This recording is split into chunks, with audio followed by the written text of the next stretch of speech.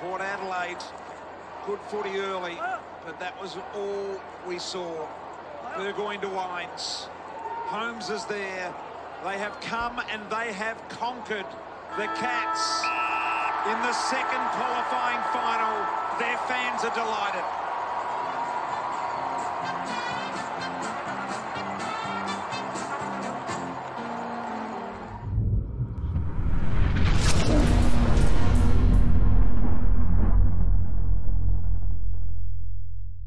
Alrighty, hello and welcome to the Creedcast. My name is Dave, and that's the end of the episode. Nothing to talk about. Thanks for listening, Connor Pear.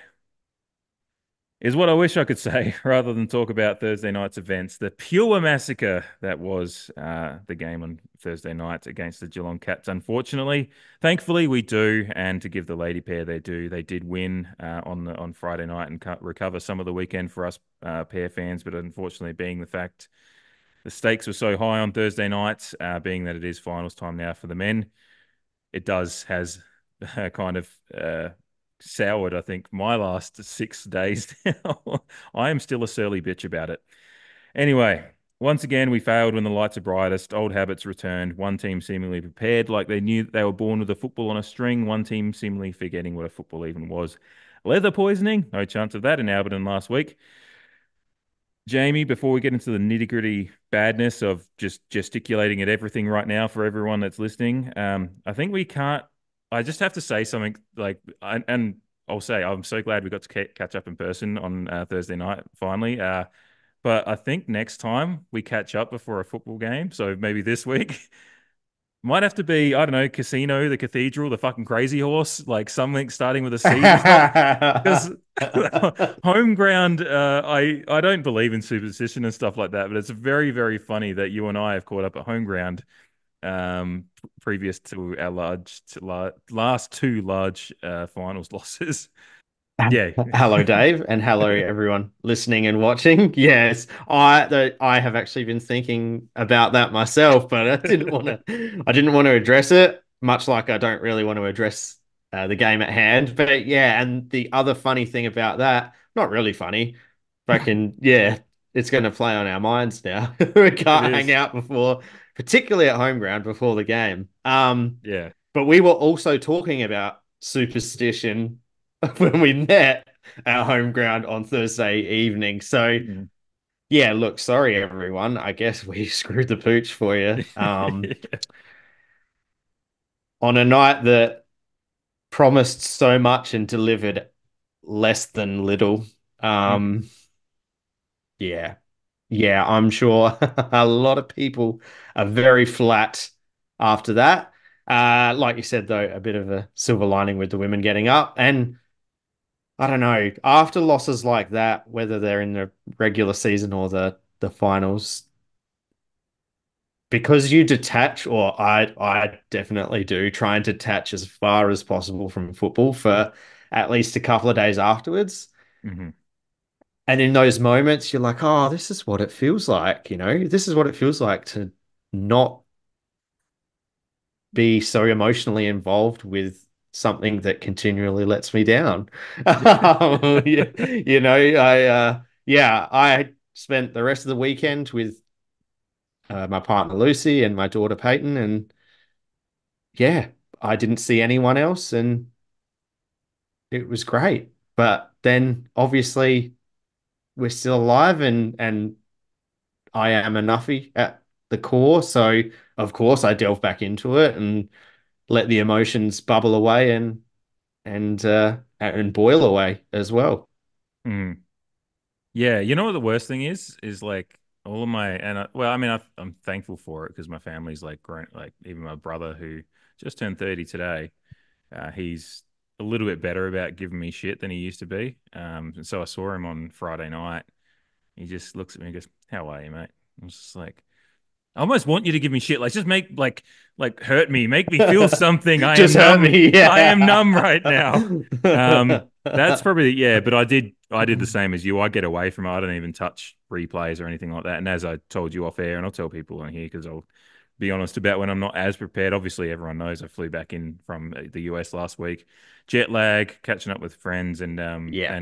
and starting some work again to help Helping out. out the family business. Yes, exactly. They didn't actually expect me to start this soon, but I wanted to get into it and help them out with a few things and let them and get them a bit ahead of where they thought they'd be. So I haven't gotten through a rewatch of the Geelong game, and I don't know if it's necessary for me. Not that I actually watched much of the second half Mm. at the fucking game anyway. I just sat there dejected at one point, but I did actually see.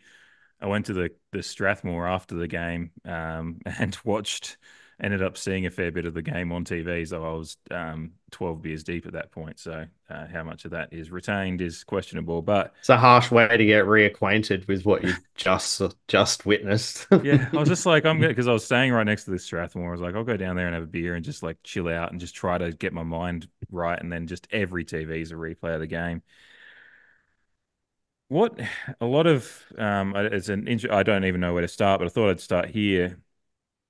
A lot of parallels obviously being drawn with the game against the Western Bulldogs back in 2021. What frustrates me about that in comparison is that one they got out of the blocks and we never got a look Yeah. in. The fact that we came back and actually got ourselves ahead and I'll tell you exactly how long we were ahead, 1 minute and 16 seconds in the second quarter. The fact that they got a jump on us, had a fair bit of scoring opportunity. We actually got some run back, started playing some of our game. And at that point, I thought, okay, this is some of the Port Adelaide have come to expect over the last 6-7 weeks. Like that there's a little bit of something extra to them. They're not the Port Adelaide that have failed the previous test. They're gonna, Mm. that extra combative ability they've had, the strength at ground. Obviously Geelong came out just playing great guns, and Jeremy Cameron kicks one of the best goals of the year. All that stuff. Like there was a little bit of stuff that was just Hmm. going for them. The fact we fought back against that tide, I thought was a really good sign. But then it makes me that much more angry that we then let it slip afterwards, and to such magnitude that they score, 12 goals to 1 in the second half or whatever it ended up being, for the 84-point loss in the end, a loss that ended up being worse than the Western Bulldogs loss Yeah. that is pointed to a lot. But this one, the fact that Western Bulldogs loss happened across the stage of 4 quarters, we were just never in that game. This one was essentially, the last 5 minutes of the second quarter and a half of football. Um, obviously, Zach Butters going off is a big loss. The fact that he couldn't really get himself Yeah. into the game. And you mentioned it. Haven't actually looked it up, but you mentioned that possibly was carrying over from the Freo game as well for a couple of weeks previous. Yes. Yeah. Yeah. Yeah. That I believe Tim Ginniver or Warren Treadway mentioned it. In the commentary on 5AA that they had heard a rumor that it happened late in the Fremantle game, and Mhm. someone online posted a short clip of the I think it's the 2 minute mark left in the last quarter against Freo, and Patrick Voss collides with Butters, like gives him a Mhm. bit of a shove. Wouldn't say it's a bump, wouldn't say it's a push, somewhere in between, and they're just both coming in different directions, and yeah, it looks like that might be the moment. Um, Yeah. so yeah, It's. yeah, it all kind of lines up. It Mhm. would make sense, ribs don't just heal overnight, and honestly, why? There's nothing really that it could have been from if you're thinking it might have happened in the Geelong game. So yeah, Yeah. Yeah. So that's a big loss, obviously, and but the midfield probably wasn't firing. So yeah, I just wanted to touch on that because I thought that was some interesting stuff that some people might not have heard. Point one to start at, and this is an angering thing for me. There's so much angering out of this game. mm. I've been angry for like 6 days straight. Like I haven't had this reaction to a sporting event Yeah, um for a while. Sorry, my phone's dinging off. I should have work things that I'm dealing with. But yeah, I haven't been this angry about a result for a while. And one of the most angering things I've got And I'd be interested to hear, because we haven't talked much about the game. We've obviously texted back and forth about, I think, generally just I feel sad. But, Yeah, yeah. and Just then obviously, everything else but football. yeah, Yeah. and then planning for the pod, and obviously because we were going to record last night, and then matching up the fact that we've got schedules at time zones that are the same. Jason Horne-Francis starting on the bench for the first two quarters, I thought was just we coached perfectly when we played Geelong down in Geelong a few months back. I think we overcoached and overthought what we had to do in this one, and I just don't know when you've got Oh yeah, we Jason fucked ourselves. Yeah. Yeah, yeah. I would be interested to hear what you think about that as far as a decision, whether you've got any like devil's advocate for it. But I just don't know why you start a midfield, a guy that's just primed, and everyone's like, we want to see what Jason Horne-Francis does. David King's just like, I want to see Jason Horne-Francis in finals, and just everyone's wants to see him, and then it's just, oh no, he's going to start on the bench for 6-7 minutes and not be able to dictate the play, and the ways that he's been able to do, whether it be going forward, floating down and back in some games where he's taken, so he can impact the game in so many ways. I just don't know how you can leave him on the bench for 7 minutes to start a quarter. Yeah. Yeah, it has been spoken about a lot. Because he's the shiny new toy, so to speak, and he's a gun. The devil's advocate would tell you that that's where he has been starting in, I think it's all games in the past 7 weeks or something like that, or seven games. So that's his go, that's his management plan, or that's how. And then I think it was Butters, Wines, and Drew started in the center at the start of those quarters as well. And I think that's what we do usually start with. Yeah, so I can understand that as well. But it's doing what we did the last time we played Bulldogs in 2021. A lot of people think that that's contributed to us, contributed detrimentally to us in the preliminary final that year. Like, because Drew started on the bench the previous time we played Western Bulldogs that year, we did the same thing. And it resulted to our downfall. So starting Horne-Francis on the bench, like, we got caught doing the same thing again. And there's many themes out of this game which would fall into that box.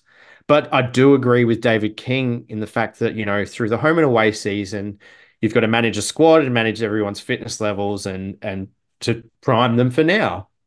But now is when you have an opportunity to make a true impact, because that's what you've worked for all year. And you should be treating it like you've only got one chance to do this. So treat it as if it was an elimination final. And I saw someone write on Reddit that they played as if they knew they had the second chance. And that's a pretty good summation of it. And that's getting further to the JHF point. But there's, again, devil's advocate, be strong in your convictions, because it's got you to that point. Stability and being strong in your convictions is a successful trait throughout many, many facets of life. But if you've got a chance to impact or change something compared to the last time you played someone or something like that, because the opposition are definitely going to fucking do that, particularly if you've beaten them the last time you played them. They're going to go to work and they're going to do some different things, and they did, and they they absolutely punished us. So in hindsight, you absolutely would start Jason Horne-Francis. I mean, in the first quarter, but even the second quarter, when and from their opinion, like you said about the first two quarters, and where you weren't able to bring yourself to watch the replay, I just told you pre-recording that I managed to put it back on today because I had some spare time and watched the first half and part of the third quarter. And their attitude would have probably been a similar thing to what you were saying before, is at quarter time it was 3 points. So they probably went, oh, well, we've worked ourselves back into this. Let's just keep going with what we're doing. And That's the only way I can rationally explain why they did it 2 quarters in a row, apart from the fact that it's what that's how they've been using him in the past, yeah, month and a half. Um, mm, Yeah, it's everything is in hindsight right now, though. yeah. One decision that you and I were pretty when we previewed what we did with Darcy Byrne-Jones. I just think Mm, we didn't want to see that happen. I just think that I think not he many rationally minded people did, Dave. yeah. I've seen I a lot of I saw a lot of informed people avoiding that in their team selections and mm, makeups leading up to the game. yeah, because we've said a lot about how he's finally become a forward once he's had time there and embedded in there. Preseason, we talked about that earlier in the season, that a full preseason there has really helped him, and a forward structure has been helped by him, and a defensive structure. Yes, we lost Stan Houston and then Kane Farrell for it, but we've just there's so many more. There's other levers to pull, and I just think we pulled the one that was the safest rather than the one that was going to be the boldest that could unlock another facet of play for us while not taking away from a forward line that clearly didn't perform that well, but. And there's a lot of people put blame on one player or another, and some of the bigs, of course. But unfortunately, just the overriding thing was we weren't getting enough good entry in there, and maybe retention as well. And all of those things are things that Darcy Byrne-Jones helps with. I think from my memory of watching the game, because especially that first quarter was at my end, I believe. Yes, it was. He was, you know, Yes. com- uh, you know doing okay and performing his job well. But it's just like as soon as I saw him down there and he took a couple of marks and was involved in a couple of contests, I just sat there and thought, what the fuck is he doing down my end? He shouldn't be down this end this quarter. Um, Mm. and yeah, that felt like a safe bet. Jason Horne-Francis starting on the bench. I don't know if that's a safe bet or just, it's just a lot of safety involved in what we were doing rather than being bold in selection and bold in our decision making, even just in Yeah. coaching the day. Whereas Yeah. Geelong did the complete opposite. They did come in brave, take the game on, and this is a team. Geelong have been very good this year, but this is a team that has been gettable at times. St Kilda came back from the clouds to get them a few weeks back. We got them down in Geelong. Um, they have been gettable, but this is the difference in coaching and just we're not pinning it just on one coach. As a collective, as a club, two clubs came in very differently with a very different attitude towards the game, and that's just when we've all kind of gone through a few final series with some abject results, we're just wanting, and this year has again given us hope in the late runs, and we've seen what being bold and making some brave decisions has brought us success. It's so frustrating to go back to go into a home qualifying final and see us just make the safe decision rather than the bold decision. And I don't think the bold decision is even a rash decision either, like whether it's Josh Sin coming in or, Burton running off. It's just like there was other decisions that to be made that had historical, there was, you can look back and say, yeah, we've talked about, you go back to listen to whenever episodes that Josh Sin played this year, we Hmm. both said, geez, his run and strength off halfback's nice. Like he handles the ball pretty well. Yes, he's raw. He might have made some mistakes, but when we've lost by 84 points, it's just like, well, he couldn't have done fucking much worse. And I do No, believe, like, exactly right. yeah, Yeah. The comment about the safe bet is a similar kind of thought pattern that I've had in the last couple of days. Yeah, we really just we picked our side and structured our side to protect a game rather than to win a game, which is a really weird thing to do from the get-go. mm, You know, clubs get criticized for doing it late in quarters and particularly late in fourth quarters when they're ahead. Um, the Hawthorn game comes to mind on their yeah, behalf. A lot of people thought that, yeah, but with through our selection and our structure, it's essentially like we did that prior to a ball being bounced. mm, Um, and there's a few things that, yeah, you go, nah, that's not like you said, it's not a bold selection, or it's just not bold matchup. Like they had yeah, so DBJ, they kind of sold him out a little bit. And look, we will never know whether he put his hand up and advocated heavily for it or if it was the coaches, but the default position would probably go the coaches. And like, there's a reason why he was moved forward. I I loved his 2020 season, and I loved the promise that he was showing when he Mm, was in the back line, but he departed that role. Like he's departed that facet of football, and he had to change his game and he had to change his position. And he did that. And he was doing it very well for the position and the role that he has. So he hasn't trained with the defense in 2 years. Our defensive makeup has changed in those 2 years, and the coach, the line coach, yeah, sold him out a little bit. He had a decent game in retrospect. Comparatively to a lot of other people, mm. particularly because the ball was down there a lot, I suppose, as well. But yeah, there was that Alir matching up genuinely on Jeremy Cameron. Like, so I'm going to contradict myself a little bit here, but Miles Bergman has done that, and we mentioned that in the preview. He's done that very well before in the past. So stick with what you. I wanted them to stick with what they know there, but because I think the matchup is right, as much as it has worked before, and Mhm. Bergman shows and clearly showed on the weekend that he's a fighter. So, And he's got the athletic ability to go with someone like Cameron, and yes, he's not going to yep, outmuscle him completely at every moment, but it's not always about muscle. It's about being at the contest and having yep. the having Well, yeah. the And stat. Bergman's Well, deceptively strong and yes. taller than what he appears. Hmm. Well, the amount of times he just floats back into a pack and takes a mark above his head when a lot of people would just be spoiling. Which We talk. I think we'll touch on at some stage in this podcast. Yeah.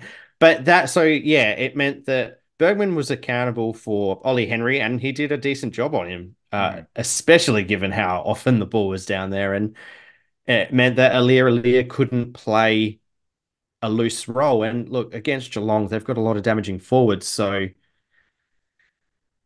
yeah, it may not have worked, but the high belief is that he does his best work when he's able to be that general, and he's not hyper accountable for a player, especially like Jeremy Cameron.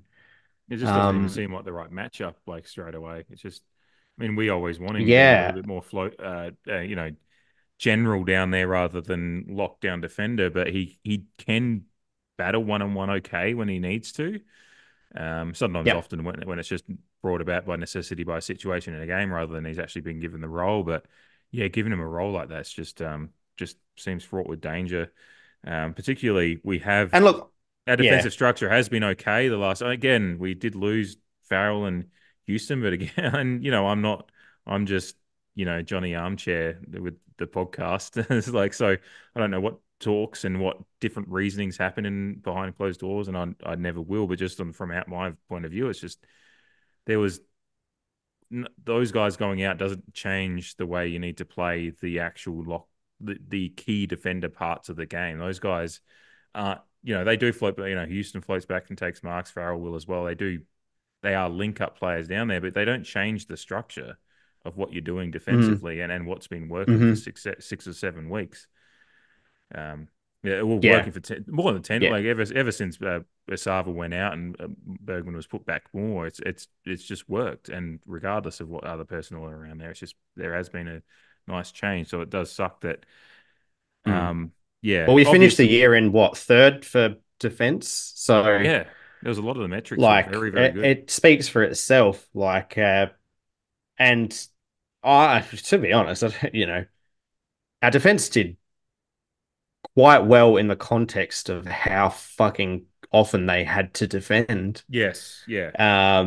Like, yeah, but there's matchups There was a within lot that of, that can help things too. yeah. And yeah, like Jed McEntee staying in, and we were big advocates for getting behind players and hoping that they have a good game.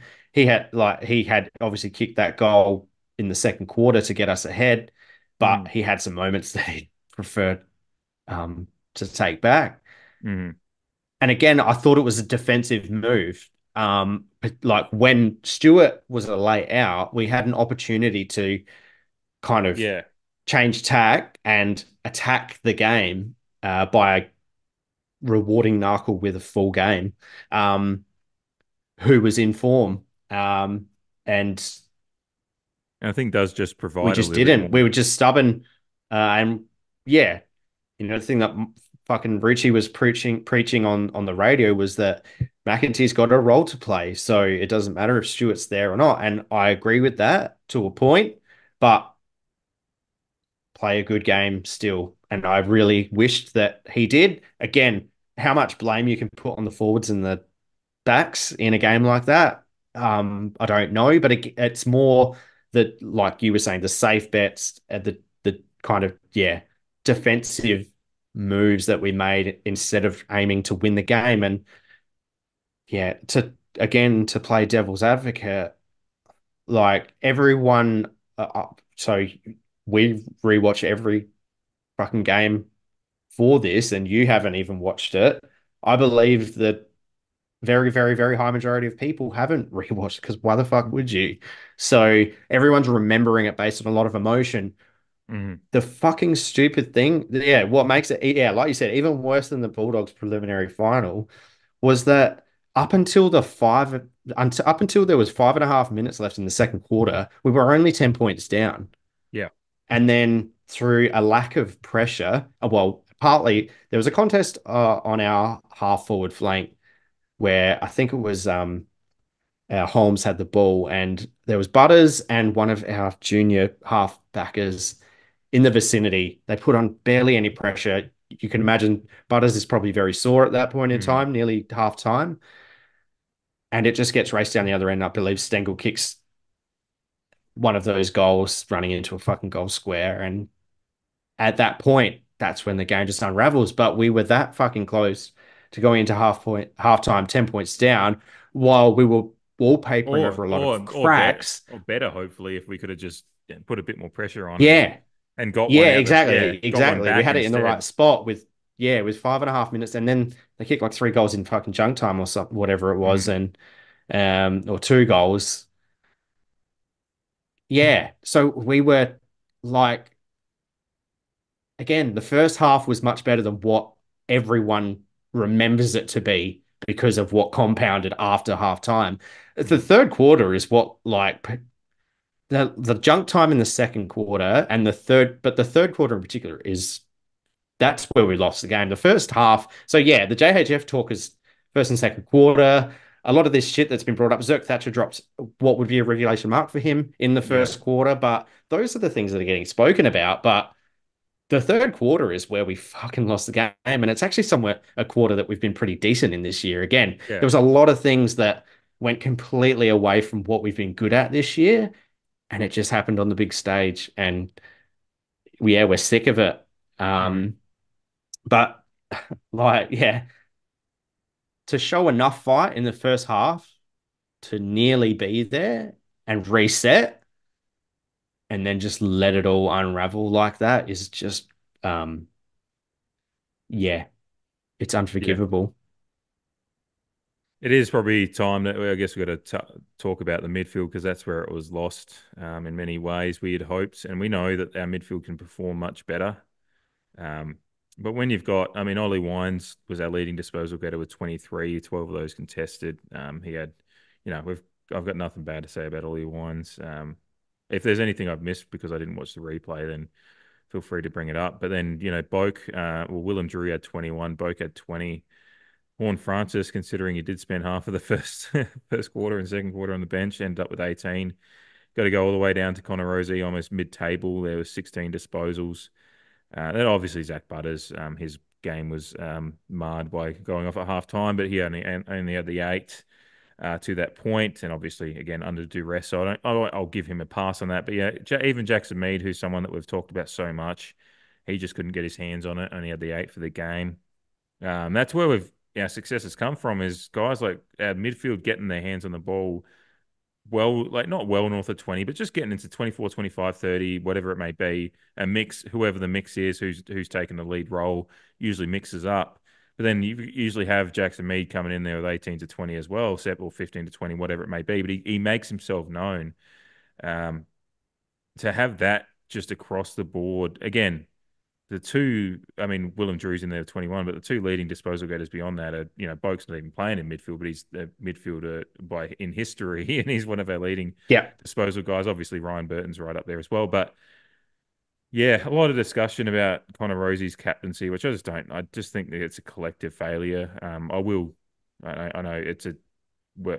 we've defended him all year, but he did let his colours down a little bit. Whether you've got anything from, he did have 7 tackles in the game, and just, he's not, a lot of people still, I think he was a leading tackler actually, just looking at that. Yeah. So he's our leading tackler for the game. So a lot of the things, yeah, again, he's sometimes gets called flashy Mm. and soft when Mm. he's actually not when you look at the stats. So you look like you've got more to say about it too. Mm. I don't think it's a captaincy thing. I get annoyed that Oh, there's I can go on a similar tangent to the one that I did regarding Jed McEntee last week in yeah. regards to Connor Rozee, one I'll of let you our go. club's Yeah. most promising players in the last decade. And again, same things to what I've said about other players. It's bad enough having opposition fans, particularly ones in our own state, who act like fucking buffoons in regards to our players. And whatever, you're an opposition fan, but the tall poppy syndrome type attacks on, again, a representative of our club, I think is fucking disgusting. Mhm. Again, just shitting on someone when they've had a bad day and extrapolating that out to the fact that he's had a bad year, and it's even been spoken about in the media, is fucking pathetic, and it's lazy, Mhm. in my opinion.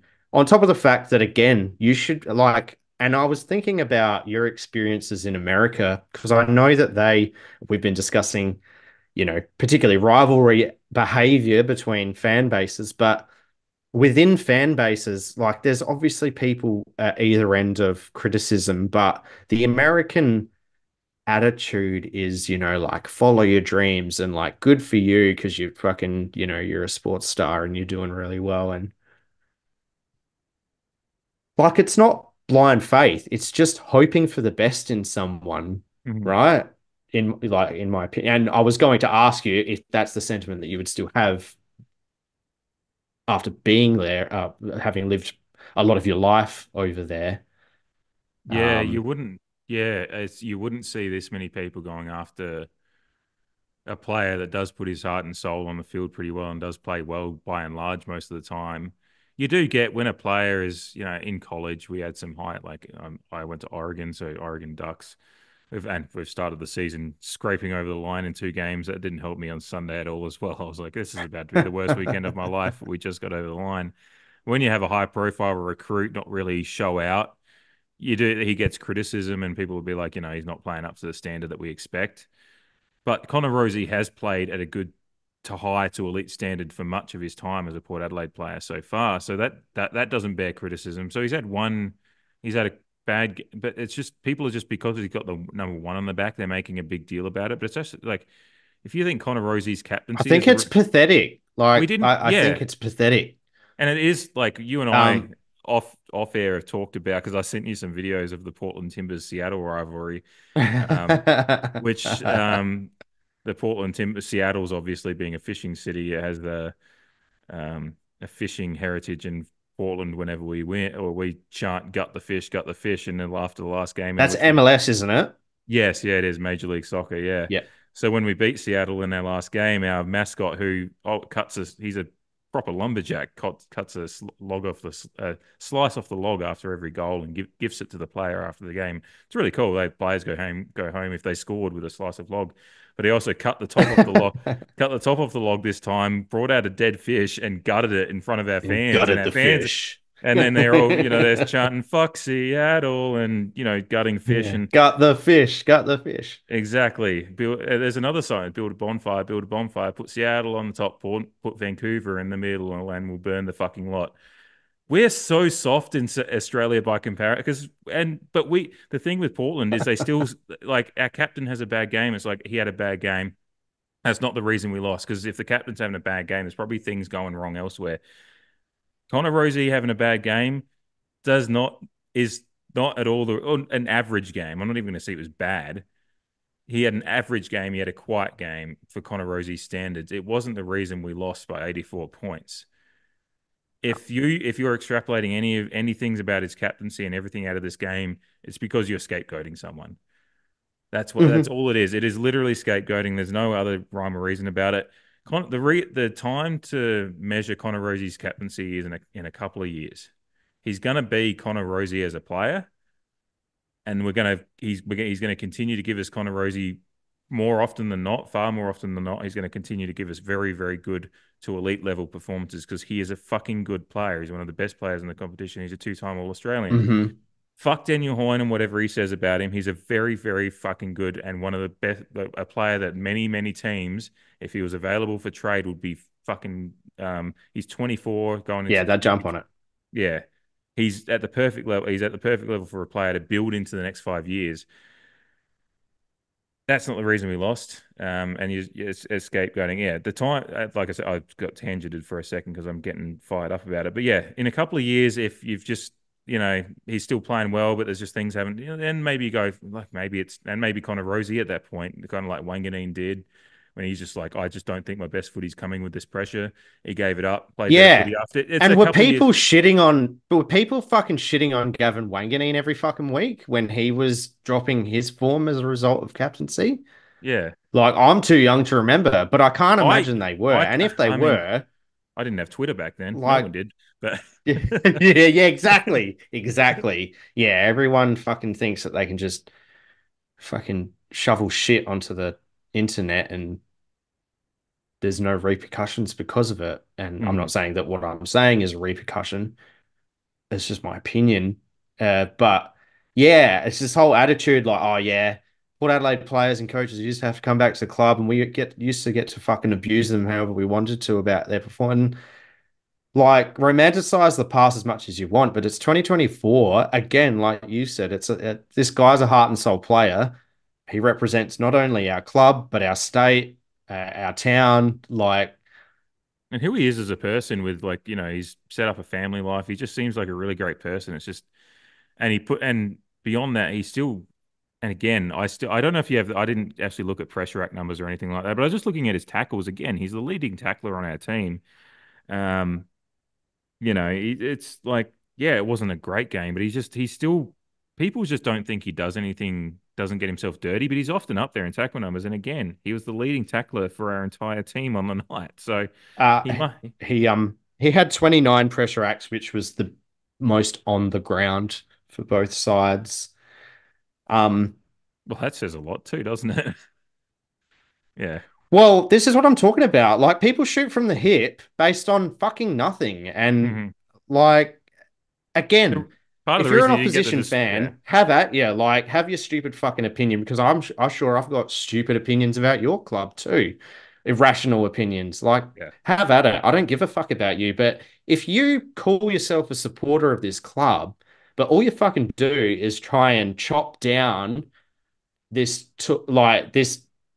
person that has committed to our club, like is wholly and solely committed to this club and has rarely put a foot wrong out, like when he's been fit, like to just essentially wish ill of him, like, because he's the captain and because you think that this person should perform at a godly level every single fucking week.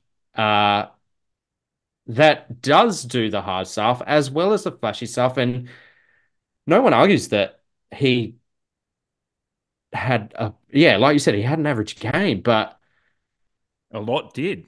Piling on a guy and why is it on trying him to chop him down to size when he's your captain? Like, it's tall poppy syndrome for someone like your own person. Like, we are Port Adelaide. Like, he is Port Adelaide. He's the fucking captain. Like, and well, Like So who are you giving who are you again, it's giving it to? lazy. Like when I'm looking at across the team Yeah, sheet, I'm like, who are you giving it to? You know, like well, it's who? a good discussion, and like you go, oh yeah, and these people go, Zach Butters plays like the captain, and Kingy's one of them, but you have no idea how much of an impact the number one would have on a Zach Butters. Yeah. It's convenient to say that he would be better, but you don't know it for sure. And Can I tell you what would have happened like, this year if Zach Butters had the number one in his back? Well, he's going to get him.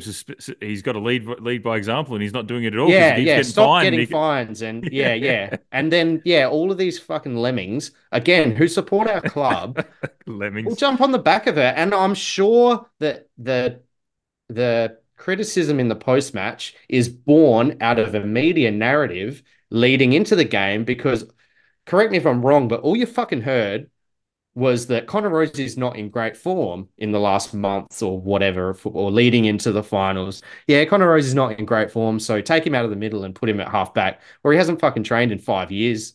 Hmm. Just FYI.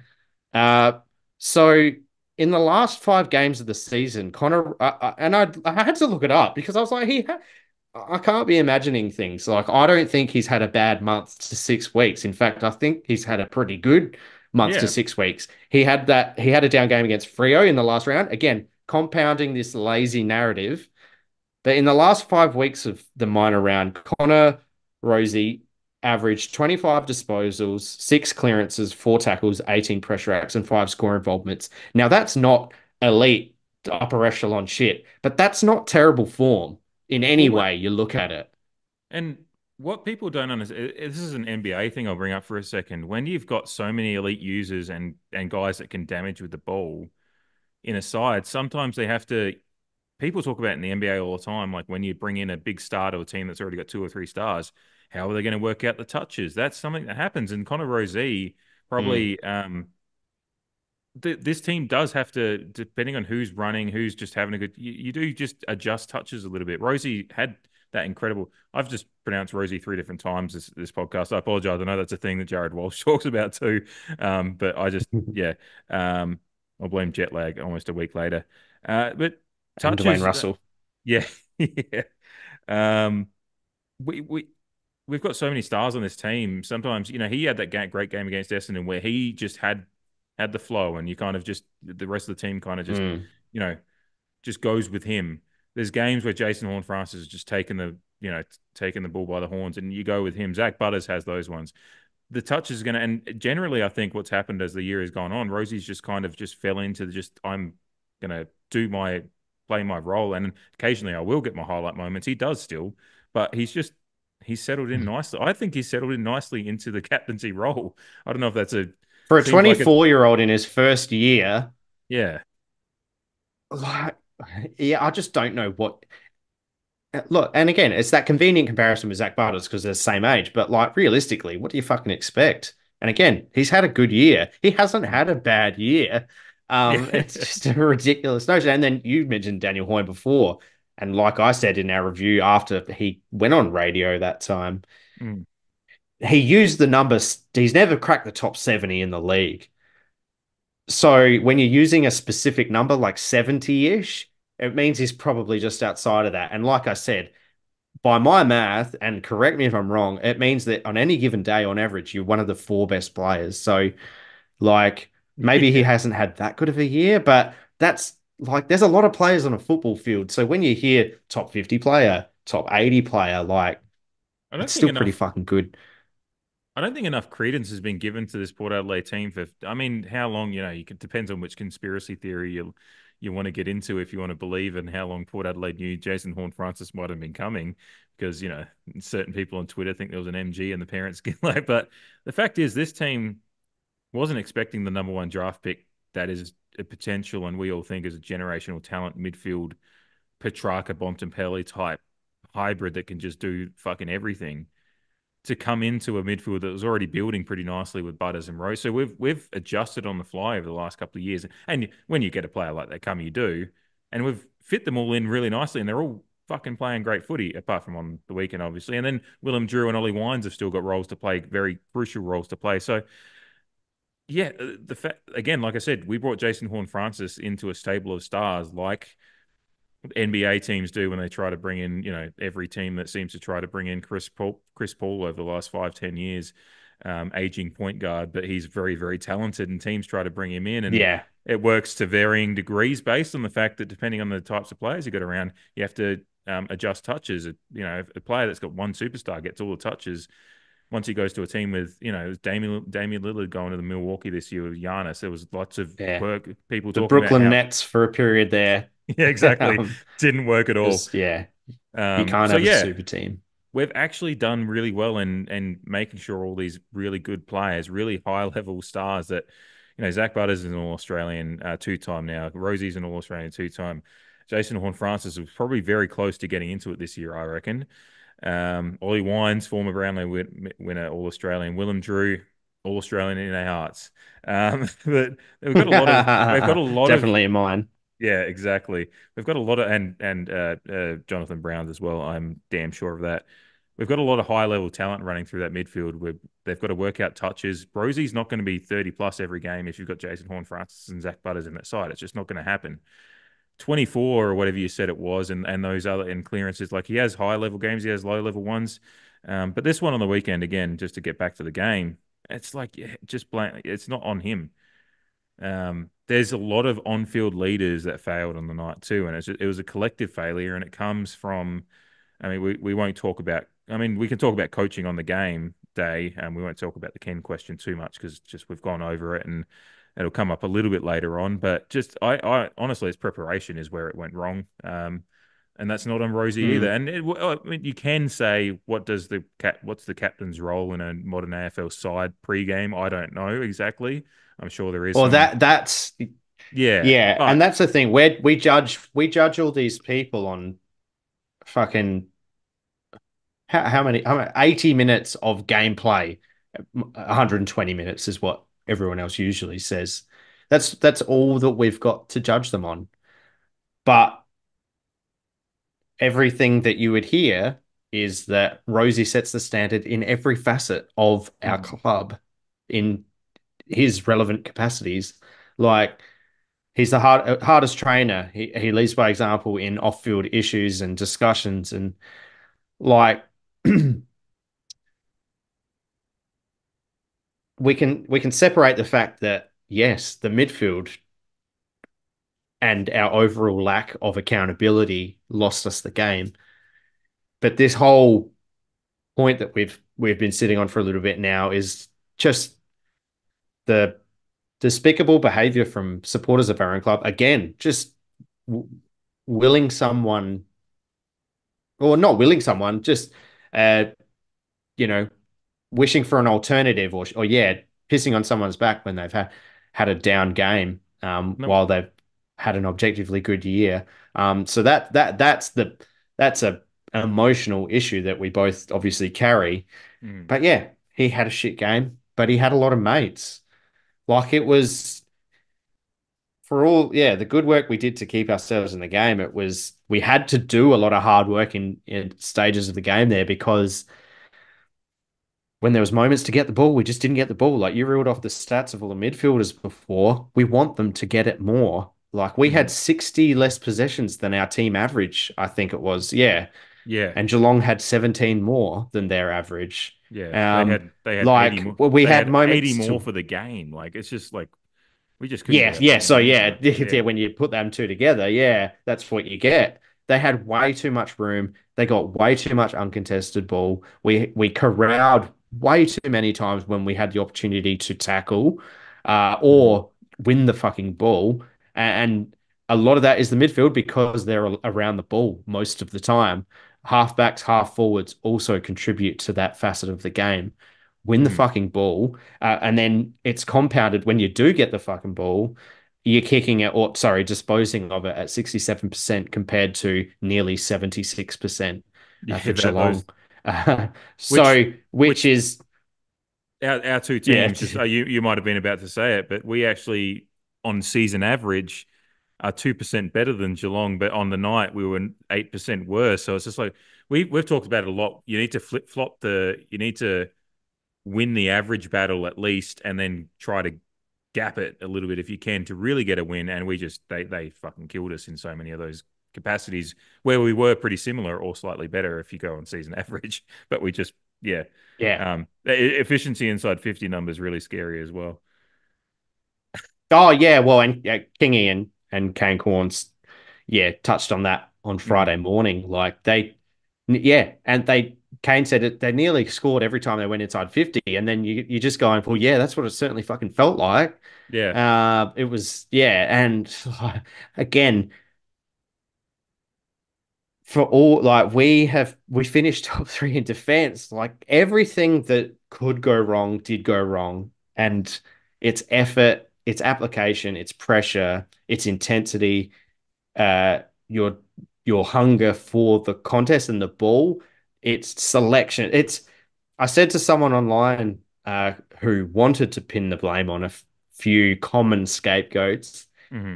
but I said to them that it both takes a whole club to win a premiership and it takes a whole club to lose one. And that was epitomized on Thursday night. Our Yeah. whole club let us down. It was no one person. Mm-hmm. Everyone let us down. Like, yeah, in something that bad, that's not one fucking person. That's not two people. That's not three people. That's the whole fucking club, in my opinion, Mm-hmm. because we've mentioned it. I mean, and then, yeah, I'm not a real criticizer of it or of him, but yeah, Koshi coming out and talking for the first time in months, or whatever it feels like, that looks really bad now, doesn't it? Like, even though he might have had a prearranged media spot and was asked a particular question, to lead the witness a little bit to get that kind of answer. We don't know. I don't know. Sorry. But yeah, everything now is just points to complacency. There's Mm-hmm. like, you. How do you look at it any other way? Yeah. Well, that's kind of that's the trend that has happened across the last 5, 6 years when it comes to these high pressure moments. As you do say, that is what people say. It just looks complacent. We don't look prepared. We look like things were going to come easy to us. And again, that's what's more frustrating, when it felt like our football over the last couple of months going into finals had addressed some of that. Like, these were things we thought had been Yeah, missed. Yeah, yeah, we thought we absolutely. like all the averages of ground ball gets, just contested possession was just so much better over the last couple of months. Uh, Pressure was better, and defense, and then our defensive, obviously the structures and all that were better. We've already talked about that, but just all those little metrics that you really look at as far as a tough and hardened potential finals team, we thought we'd addressed all that, or at least you've never addressed it. You're always working to get better, all the cliches that people do in Yeah. sports, but we felt like we were on a lot better of a keel going into the game than we ended up being, which is what's really, really frustrating, especially when you look through the numbers. I mean, the contested possessions, we lost by 6, but I mean, it Oh is, yeah, and inside but 50s look okay. Yeah, yeah, yeah. There's some stats that look okay, but are just not. They do not tell the story of the game. yeah, and that We possession, fell into some really, really, really, really, really bad habits. yeah, Yeah, when we've done a lot to buck that facet yeah. of our game, I guess you could say. Like, I a mean, good record against top eight sides, some high pressure wins in some high pressure games. Just, it was such a departure from a lot of the good work that we put in up until that point. Um, marks inside 50, like they took 22 yeah. marks inside Oh, it 50. was just way too easy. Like, our press, like, you can't finish the minor round in third for points against unless you've addressed your defensive structure. And we we clearly pressed. We got way too overzealous with our forward press, Mm-hmm.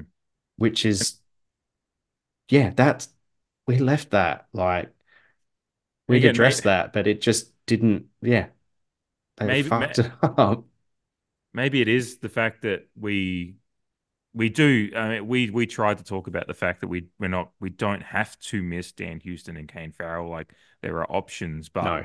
it feels like we did miss them because we didn't actually fucking figure out how to adjust. And the adjustment again was, Darcy Burns, like a safe bet rather than actually trying something that could, Yeah, but yeah, Dan Houston does take a lot of defensive marks. You don't sometimes notice it sometimes, but he and Farrell can float back and take a couple of decent, crucial contested or uncontested, whatever it may be, but defensive half marks to cut off or intercept marks is what I'm trying to fumble to. Um, so but we didn't have to miss them, but we did miss them, I think, because of how badly we played.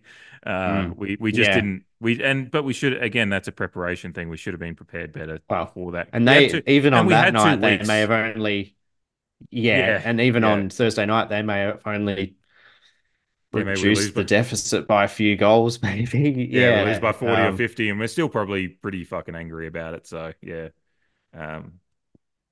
but yeah, Yeah, it's but it's I mean, and when Zach Butters goes off and all of a sudden you're missing your two All Australians, mhm. you're damaging penetrating half backer and Sam Powell Pepper, who hasn't been there all year, but all of those you're going off yeah. Yeah, Particularly after the game, you're like, well, who have we got to bring in? Stuff like that. But yeah, yeah. Just terrible. Not an excuse, but I told you the stat, and a lot of people would have seen it. Sir Swamp Thing posted up the fact that Geelong had, I think it was 222 games of finals experience after Stewart was a late out, and yeah, we had something like 95 or something like that. And that's not an excuse, but it certainly showed because yeah, every one of their players looked like they knew they had a plan and they were going to execute it to the best of their ability. And there was nothing that was going to stop them from doing as such. And yeah, they did. I thought they used the width of the ground to best effect the whole night. It looked like we were trying a similar tactic to what we did against Sydney, and that's giving them the wings because knowing that they wouldn't use them. But Geelong play on a similar kind of shaped ground to Adelaide Oval, so they know mm, how to use the wings, especially when they've got such good ball users, markers, and runners. Like, yeah, they shat on us. yeah, It was a team performing their worst. Sorry, yeah, team showing their worst performance for the year, and a team close to showing their best. yeah. Um, Similar to yeah. we experienced the other side of that against Sydney the other week, but Well, that's yeah, exactly right. Yeah, yeah, and some people have been using that, particularly in the last couple of days, as the kind of alternative. The silver lining is that mm, we do we have a can second do that. chance. We're still alive, but we'll probably get to that in our preview. So, Yeah, um, probably talk about that a bit more. But yeah, in regards to Thursday night, it's just yeah, yeah, so many facets of the game that we got wrong, and so utterly disappointing. The mm, only way to fix it is to win, yeah, this coming Friday. absolutely. Yeah, I don't know. Did you have anything else on the game you wanted to touch on before we get to our segments, which will be through a cynical lens, but they'll be there. Um, Actually, one thing I did want to yeah, touch on, what did you think about, this is not anything, it's half game, but half Kane Corn's comments on, and he's defended him, but and I'm not one to shit on Kane, like I do just constructively criticize, but I thought his comments on Zach Butters going off were a little bit just mistimed considering the Petrarca. Like, it's just like you gotta, mm, and he's just like yeah, he's disappointing. yeah, because Butters, we know Butters is a fair tough nut, we know that. Um, And he said, "Oh, well, my comments were after it came out that Butters was fine." It's like, well, Butters doesn't know that on the night though. Like, I don't know. No, There's a cognitive dissonance there somewhere to what he's trying to say versus what he thinks, how he thinks it's okay. Because, and yeah, again, it's not Kane Corn's overarching criticism. I do think he does say a lot of things that need to be said that people just don't want to deal with. But I think that's a mistimed one. I think as much as I'd love Zach Butters to know that he's going to be okay and be able to play through it. And who knows what it does for the night in the end, because I think he just was pretty sore. But and we'll get to the fact he's available when we do the preview. But just for the on the night thing, I never want a player to push through if they, again, their advice is and that he's pretty sore. I don't understand. yeah, that's just on the game. I don't think I'd ever want Zach Butters to push through, knowing that he does play pretty hard anyway. I've never thought he's a soft player. And especially when, the Christian Petrarca stuff is serious, it's still ongoing because the AFL Players Association is investigating now. Yeah, the details of that case are horrific. Like the fact he had to, get surgery while he was awake because they were afraid of, damaging his system and making it quite dangerous if they put him under general anesthetic. So, his girlfriend not being sure that he'd Yeah, and Kane. survive. Like, it's just like Yeah, read yeah, yeah. the It'd be a room. very Like, scary time. yeah, Yeah. yeah, And Kane was saying that if you thought it was something similar, then he would have been straight to hospital. And yeah, it's just an odd one. It's well, just that's ironic like, of considering anything that you can really, there's some issues with because the again, Melbourne case with the hospital and him getting taken to the wrong hospital and well, but medical. Yeah, similar to but everything else we've said about every player that we've brought up, like whether Zach Butters played in the second half or not, like, does it really change the result? well, if he's playing Because sore. where there were signs, like we all knew, Hmm. like for all the, like I said, we were actually in this game for a lot longer than what people probably remember we were. Um, and that's largely due to emotion. But we had to do a lot of hard work in that time, and there were a lot of signs that what did unfold could unfold. Um, so yeah, like it's just a weird one. It's just like, oh, Port lost. I got to criticize them, or people will think I'm Yeah. biased. But it hasn't really stopped him in the past from. Yeah, I don't know. It was just a really weird one. I obviously don't agree with it because Mhm. yeah, particularly because of what happened to Petrarca this year. Mhm. Everyone's going to proceed with caution. I think another person, maybe Mark Bickley or someone on SEN, brought up the fact that we've let ourselves down in some key moments regarding obscure injuries and concussions and things of the like. So, It's a very good point. Yeah. mm, is there a bit Yeah. of that as well? Yeah, But it might just just a weird be, one from Kane. it also might just be recognizing that his impact is going to be nullified and just pulling the trigger and seeing if you can get someone else in the field. Like him having 8 disposals in a half of footy probably is a little bit quiet for him. So you'd expect him, being the fact that you think Butters is going to be the player that's probably, not to bring up Rozee negatively, but out of the two, you're generally thinking Butters is going to be the leading disposal getter out of the two. Um, so for him to only have 8 in the first Hmm. first half is probably a little bit quiet on his end. Where I'm just getting up to his numbers again here. Um, you know, 3 contested, I think. Yeah, just it's not it's where was his meters gained as well? I'm just trying to look at his stats now and just see how much of an impact he had on that first. He had under 100 meters gained. His disposal efficiency was 100%. But just he had score involvements, but it's just Yeah, like I noticed that. Yeah, yeah, for the yeah, disposals that he did get, yeah. yeah, we had But 100.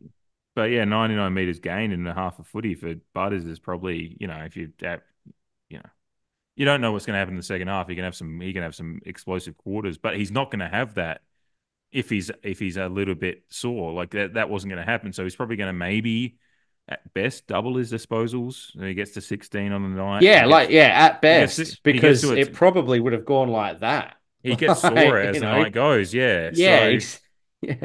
yeah. So Well, we his saw his Stephen May against the Crows when he came back after his rib injury earlier in the season, and I don't think he might have lasted the game, but um, yeah, I don't know how well he performed either. Like, yeah, and then he ended up you've got a before. guy there who's fit, Yeah. um, so sub him Yeah. on. Like, yeah, Ironically, that is probably the one bold decision is just taking Butter. We're talking about bold versus safe. Like taking Butters off at halftime because he's a bit sore is probably, but yeah, calling it for him to play through it when he's, not exactly. And at that point, they're still, whether or not he's that bad that he needs to go to hospital like Petrarca, that's one thing. But they still don't know the exact. He could have had a cracked rib. They don't know exactly. I've had a he could have dislocated had rib. internal bleeding. Yeah, exactly. Yeah, those things. Yeah, it could have. It maybe not have been Petrarca, but it could have been a decently serious thing once they get to it afterwards. I had dislocated rib once. It's fucking painful. You can't laugh. You can't sneeze. You can't. So whatever is, yeah, it's like you sneeze Yeah. and it's just excruciating pain. So yeah, his impact would have been nullified in that second half. So trying to call for him to toughen up or whatever is just it's a little bit of a misstep from Well, the Kane. mood that Geelong were in, they probably would have sniffed it from a mile away and targeted it Absolutely, yeah. in the Because second you could half. see him Like, pull up. He looked sore. I just on the yeah, vision I've in seen, that chase I didn't against fucking Hobbs. notice it on the night because I had No, no, neither did I. yeah. It was such a shock, and everyone was talking about it, like around like us, like where we were Mm. sitting, and then people around. Oh, Butters is like, what's going on? Like, no one knew. I had to They hear it kept from that a a very big yeah. secret. I had to hear it from a friend through a text because I didn't. I was sitting down That's right. Yeah. dejected at that point on a bench, I think, and get a message. Oh, Butters has been subbed off too. I was like, oh, fucking good. I'm gonna sit here with my large pints of Pirate Life, and not sponsored by the way. That's just literally what I was drinking, and cry about it a little bit more. Um, yeah. Did you want to get into segments now? Unless you had anything else. Yeah. Yeah. No, let's get moving. Alrighty, where am I at? Hui. Alrighty. Spotlight and watch list again. It sucks to be doing it in a negative because we've had such fun over the last couple of months, but unfortunately, it is a bit of a fun one. But you get to go first on the spotty, which is a little bit of positivity amongst the darkness.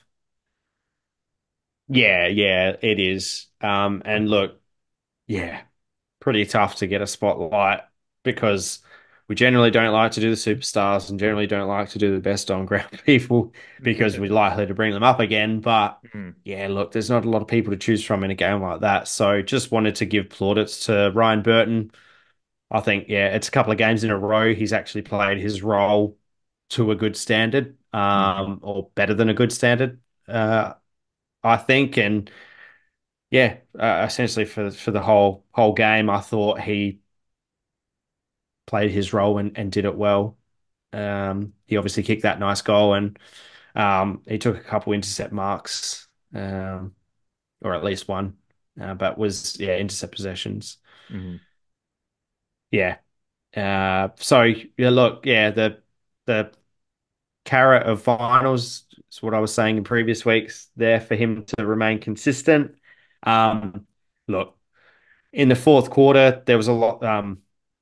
Yeah, there were some moments where a lot of our players needed to chase, but they looked fucked, him included. But that's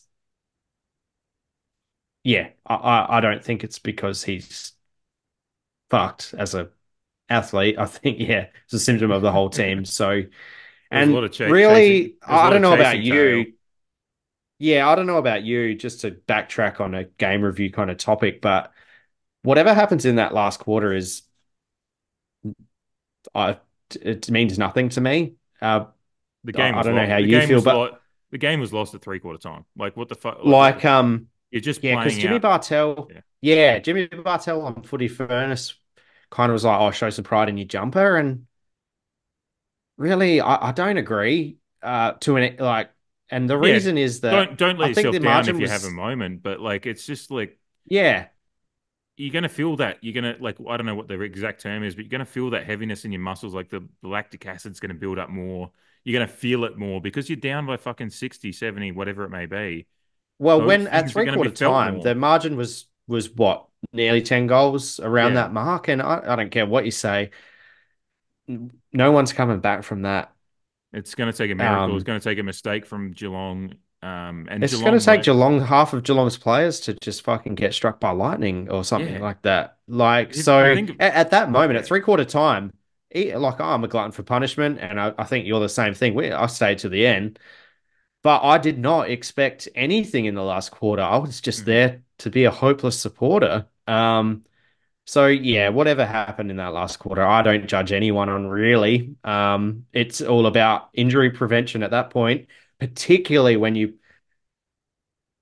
think about the fact that in that moment you're probably going, "Oh, Zach Butters isn't going to play next week. We don't have Dan Houston, we don't have Kane Farrell, we don't have the players who were already on our injury list, who would be in our best 22 if they were, in form." Mhm. Um, So yeah, the last quarter was, yeah, like you said, if you have a moment, if you're in the vicinity, you know, show a good effort, but don't go over and above because we got another game to play at this point in time. So yeah, Yeah, um, yeah, I yeah, yeah. Time to go over and above is was that earlier. fair? Yeah, Yeah, do you have yeah. a No, similar thought?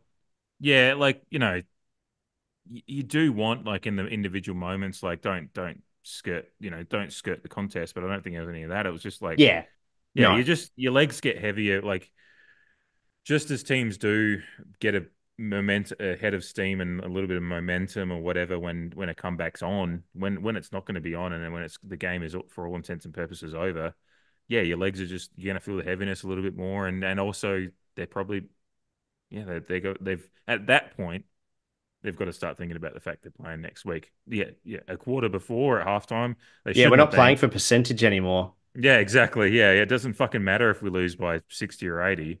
That literally has no Yeah, meaning now. So, well, and even um, if we won the last quarter and lost by 30, like people yeah, are still going to be just as mad. yeah, I'd be even So more. why? I'd actually be more mad if we'd put in an effort in the fourth quarter to bring the margin back from like 60 or 70 down to 30. Yeah, yeah. Because you've played a quarter that good that you can have a five plus 5 goal differential or whatever, but you couldn't fucking turn Couldn't up in the kick a third. goal in the previous quarter. Yeah, Yeah. so all that stuff's immaterial at this point in finals. Yeah, yeah, you want to see some signs, but it really doesn't fucking matter. Yeah, no, I agree. It sucks to say that. Like, yeah, pride in your jump is one thing, but don't let yourself down in an individual moment. Overall, as a collective, you're just not gonna. You're just trying to get through the 20 minutes to get to. Particularly because we have the second chance, Yeah, luckily. yeah, no, Like if if it's it's large, elimination, like, maybe a bit more show your yeah, pride as your final kind we'll see of what happens this week. hurrah. But yeah, Yeah. um, yeah. Anyway, yeah, back to spotlight. Mine was Ryan Burton. I thought he played a good game, which is a couple in a row. Mhm. Um, and yeah, hope he backs it up again this week because we need him to. Yeah, I think he's gotten a spotlight from each of us over the past 2 or 3 weeks whenever he's come back in because I think I did him a couple of Yes, weeks ago, which is good to see. Yeah, yes, you did. Yeah, he's deserving of it as much as his detractors are out there. He's come in and played the role okay. And again, like so he's sometimes a scapegoat at times. This game was far more than just one player. So like we were talking about with Rosie. My spotlight, pretty familiar one. I think he's gotten a lot this year, but Miles Bergman. He's the one that for me, watching the game and early when the game was going against us a bit, just watching that, glorious locks of hair flow through the air, the cool Adelaide Oval air and take mark after yeah, mark and really show his presence. He's been a growing into some player for the last couple of years, but in this game, he had 17 disposals. That's over 70%, or just at 70.6%. Four contested marks, which I think led the team. Almost 500 meters gained. He just performed in amongst the rubble of what was just an absolute shit show. His line overall was fairly good, and he didn't let in games like this, you're just looking for players that don't lower their colours as far as what you're looking for going forward, and I take that as a positive for Miles Bergman's progression. That, um, yeah, the moment was pretty shit, but he rose above that and still performed admirably and played his role. And yeah. if it wasn't for Miles Bergman, that result's far more ugly because that result gets out of hand sooner than it did because he was part of the reason we're able to. I'd agree. Yeah, Unfortunately, the comeback didn't happen as well as we would have liked. But the momentary comeback that we did have was Miles Bergman's efforts were very central to that. yeah, I agree. I love Yeah. Miles Bergman. I love him as a defender, and yeah, I'm sure he will come up in our votes. Yes. Yeah. Yeah. Comfortably sure of that. All right. The awards. I tried to mutiny on this one, and I'm still half mutinying, but I did have a goal of the week. As I said at some point earlier in podcast, I'm bitterly angry about that result. So, but goal of the week, uh, and I get to go first. Thanks to Jamie being kind of nice to me. uh, that Jason Horne-Francis moment was fucking beautiful. looks dangerous. Well done in front by Mullen. He was strong in the contest. But what about HORNE-FRANCIS? Born in June, born for September. It was Mullen who did a really good job initially one-on-one. HORNE-FRANCIS had a really dangerous spot. That backspace can so easily work you underneath it. Mullen did a great job of holding his ground, bringing it to ground. But every now and then you just have to tip your cap as a defender and go, yeah, you're too good there. Well done. There's a class act. That goal that yeah, that's what I'm so fucking. It's again one of the reasons I'm mad about the result is like that just feels like one of those moments that when we're doing another series of fucking podcasts in 20 years about Born in June, born for September. Like, yeah, it had the commentary. Oh, I was so right good. there. I was in the fucking second tier, Oh, the so red seats. yeah, I had to see Yeah, it in from the the other. pocket. Yeah, I had to see it from Yeah, the the other end. pocket that he Unfortunately, like ran yeah. towards to celebrate with. I was in the second tier up. I saw the whole thing right in front of me. It was glorious. Yeah, Oh, that's a it's great beautiful. pick. I just cut you off, but yeah, It's in a that yeah. moment, like, I oh, thought it was. actually, no, I yeah, thought no, we were on in that moment because that was in the first first quarter. quarter. Yeah, it was Yeah. a start of a it was part of the mini comeback to get us back into the game there for a while. Oh, and the Yeah, crowd and was up because oh yeah. Geelong silenced us, and then we Mm-hmm. mounted the mini comeback because yes, they squandered a lot of opportunities. Thankfully, Mm-hmm. yeah, it could have been much worse, but it wasn't. That's football. Yeah. Yeah, we mounted a comeback, and yeah, it was that moment. But then it was the moment that when McEntee got us in front. This is again, I'm departing from the point segment, We but lost by 84 uh, points. You can depart as much as you want. yeah.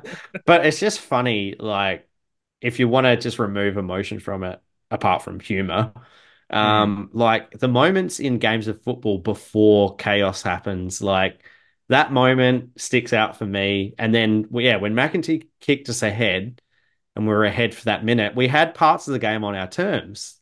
Mm. There was a lot of hard work. Geelong were squandering opportunities, but we had some portions of the game on our terms and we got ahead. And it's just funny, like in those moments, you have no idea how much hurt you're in for. Yeah, right. Like, and Um, yeah, the buzz is like back in the crowd. You're just like, fuck yes, we've got ahead. Like, let's get another one. Let's really drive it. Like, yeah, and then you have no idea for the next hour of your life plus that it's going to turn to misery, complete and utter misery. yeah, like Yeah. you were going to feel some of the worst emotions you ever can. I mean, I was about to say as a sports fan, but being that we're just such nuffies, it's just basically the worst emotions as a human. I'm just like, I don't want to wake up. Like, yeah, and I'm not saying like trigger warnings or whatever. I'm not saying that, but I'm just like, I don't want to wake up tomorrow. And it's not because I wanted nothing nefarious. It's just like, I don't want to have to wake up and deal with this shit tomorrow. I told you off air, like when I texted you on Friday at some point, I was like, I drove home in complete silence Insane. From Adelaide, all the way from the CBD of Adelaide to Greenock in the Barossa Valley, which is about an hour drive for those that aren't aware of the geography over here. Like a complete fucking psychopath. I'm just driving down like Yeah. the Northern Yeah. Connector, like the salt Yeah. flats out at like I'm just like it's like Just true to eyes forward the yeah. whole Couldn't listen to time. a podcast, couldn't listen to the radio, obviously, couldn't listen to music because any song that played was just going to make me feel happy feelings, and I was going to be like, "That's good for you. I hate Yeah. this." So There was a lot of angry yeah, music played on my Spotify in the I days should after. I should have done some fucking like hybrid theory Linkin Park or something and just gone back to 15-year-old dickhead Dave or something. Mm, But mm. Yeah, we anyway, spoke about AC/DC in the Fremantle game. yeah. They have an album named Power Rage, which is one of my favorite albums and a very good AC/DC album. And for my whole life, my dad has constantly said, if you ever like Power Rage is the best album to listen to if you're angry. He's obviously a very, very mad AC/DC fan, and Mhm. yeah, people of other persuasions will probably disagree with that or have other albums which they go, if I'm angry, I'm listening to that. But it's something that I've definitely inherited, and I love that album, and it definitely yeah, AC/DC is a good got to Port work Adelaide. out. Kicked Good in the Port Adelaide. Teeth is a Yeah. key track in that on that album, and yeah, that's a pretty good way to sum it up. But yeah, the sporting emotions, because at the end of the day, football is reality TV, right? It's Mhm. stereotypically the man's reality TV, if we're sticking to stereotypes, which clearly isn't just men that like Yeah. football, but Lots of great Lady Pear uh, fans out, or Lady Port fans and Lady Pear fans yeah, out there. yeah. Everyone. Yeah. But at the end of the day, yeah, it's just reality TV. Like it Yeah. has no real bearing on my life. But you're right. Like we take it so personally. Yeah, I it had is the, some of the worst emotions that you can feel. just a tangent slightly, and I've had this We're discussion, but there's tangenting from the tangent. yeah, exactly. Yeah. It's tangent inception. Um, if you die in the tangent, you die in real life. No. Um, if you it's Maybe. I I said to this happened. I had this discussion with my wife after, and then I've had some friends that aren't sports fans who've asked me about it because they know me as like outside of sports. I'm very like I take very deep interest in just politics and history because I have a very serious concern about where the world's going, all those kind of stuff. But then they're like, "Why are you just nuts about this stuff?" And I'm like, "It's kind of because." And I said this to my wife after Oregon lost the Pac-12 championship last year to our hated rivals Washington, which is like losing the grand final to the Crows. Um, Yeah. I was in Vegas for it, which is just a terrible mix. And she's just like, and she's pretty intense into it. But I just looked at her at one point, and we're in the hotel room at this point. And I'm still raging, and she's like, "Why are you just so mad?" I was like, "I need to see this before the nuclear apocalypse happens." So that's like kind of where I'm at. Yeah, I just need to we just want success. We just just give me want success. one Just before some idiot give with me a crumb. some idiot like that people in America keep wanting to be president for some reason presses the button because he's looking for his Cheetos. I just need one grand final win. Um, anyway, Yeah, we were yeah, talking about this after the game, me and my family. It's just like I want to be the one driving to the fucking MCG at yeah, the last Saturday in September. Like, I want to be that one. I don't want to be in Adelaide for the grand final, and I want to get pissed in Melbourne. exactly. Yeah, yeah, yeah. Um, I don't know why I want it so much, but I do. yeah, yeah. And it's just because it is your escape from everything else that's going on, and it's fun. Like it is, everything about Port Adelaide that we love is because it is a culture and a community. So you want success for that community and to enjoy that with that community. So it just does Yeah. suck when you have to do this again. But anyway, we're gonna How good was that goal by JHF? exactly right. Wait, have you done your Yeah. goal yet? No, you haven't. Fuck. No. Jamie, goal of the week. I was about to jump to Sweeney. All right, Well, I Jamie, was the get one that, oh, yeah, I tangented first. So, yeah. yeah. And then I sent it into the deep world of tangents. Yeah. Um, Yeah. The tangent underbelly. how good was that shit? No, Yeah. go. So another thing that we discussed pre-recording was the fact that obviously JHF's goal sticks out because it is, Mm, yeah, a fabulous goal, but it's like some of our other shitty games of football, win or loss. There have been some more highlights than what you would think, and yeah, mm, there were actually some pretty good goals. Um, so I'm gonna go Ryan Burton. mhm. Butters, nailed, Rioli in front.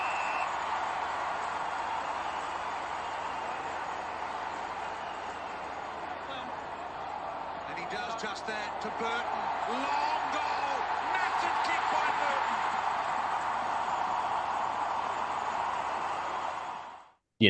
That's probably a pretty obvious second choice, but maybe not for some people, because like I said to you, there was some pretty good goals. Like uh, McEntee's goal to get us ahead in the second quarter was great, coming off Rioli's specky attempt Mhm. and Crumb and look Rozee to bring Rozee up again. His goal late in the second was actually pretty good, dodged and weaved and snapped it. Um, One of those magic Unfortunately, rosy few and things he far can do. between. Yeah, but Yeah, he's still yeah. he's still got But it there. Burton's for mine to Mm, get us underway. Like again in a final, we copped the first. Were we 2 goals down at that point? And you're going, please don't be yeah. a repeat. Please, we need a settler. And then Mhm. yeah, great piece of play, centered into Willie Rioli from up the field, and then the giveaway, and that's again like that's a Dan Houston thing to do. So you're like, yes, Burton's filling that role. It gets us underway. It's a great, perfect kick, It's length, just one. accuracy. The crowd down our cheer squad end, like, yeah, we're just like, yeah, we're underway. Let's go. So yeah, It's a another roof one lifter. sticks It's out. a roof lifter. That was what it was. It just Yeah, it gets yeah. everyone because Settle the everyone, nerves a bit. yeah, especially when it comes from outside of that distance. It like when someone lines up like that. Certainly Houston does it. We do it a lot, but with even Burton, with he has done that a few times. It like everyone rises as they take the kick, so it's like a slow rise of the crowd, and then it goes through, and you're always Yeah, looking for and the then the cheer cheering. squad, cheer squad flags to start coming up, and so it just lifts the roof off. It's it's a good one. Um, all right, the Sweeney. Now I've said off air, I've protested this one, and I don't have any, so Jamie's going to nominate, and he can either nominate one or he can nominate two, and I'll put him up. But that's what we're doing. That's what we're doing. He can either just nominate one that he thinks should win, and I'll take that as a win. Otherwise, you Yeah, can. it's tough. It's tough. It's So many to tough. choose from. So yeah, I the one that I had written down was Zach Butters going at 100% for the night. He gets the ball on the wing and edge of the square on the eastern side of the ground in a bit of traffic, does a spin move to kind of then aim inside the corridor, kicks it to Frankie Evans, hangs in the air a little bit, but Frankie does well to link up. And I think it's Ollie Wines in the end gets the inside 50. But the Sweeney moment is the Butters spin move because pretty much every other player would have just run into traffic. Hmm. Um, yeah, but it was the agility and the nimble nature of Zach Butters Yeah, to spin out of it and get the ball away, to which led to Georgiada's first goal. It's another territory taker. In front sweep couldn't mark. Colin Jasny tackled by Radagalair. Butters spins away from Dangerfield.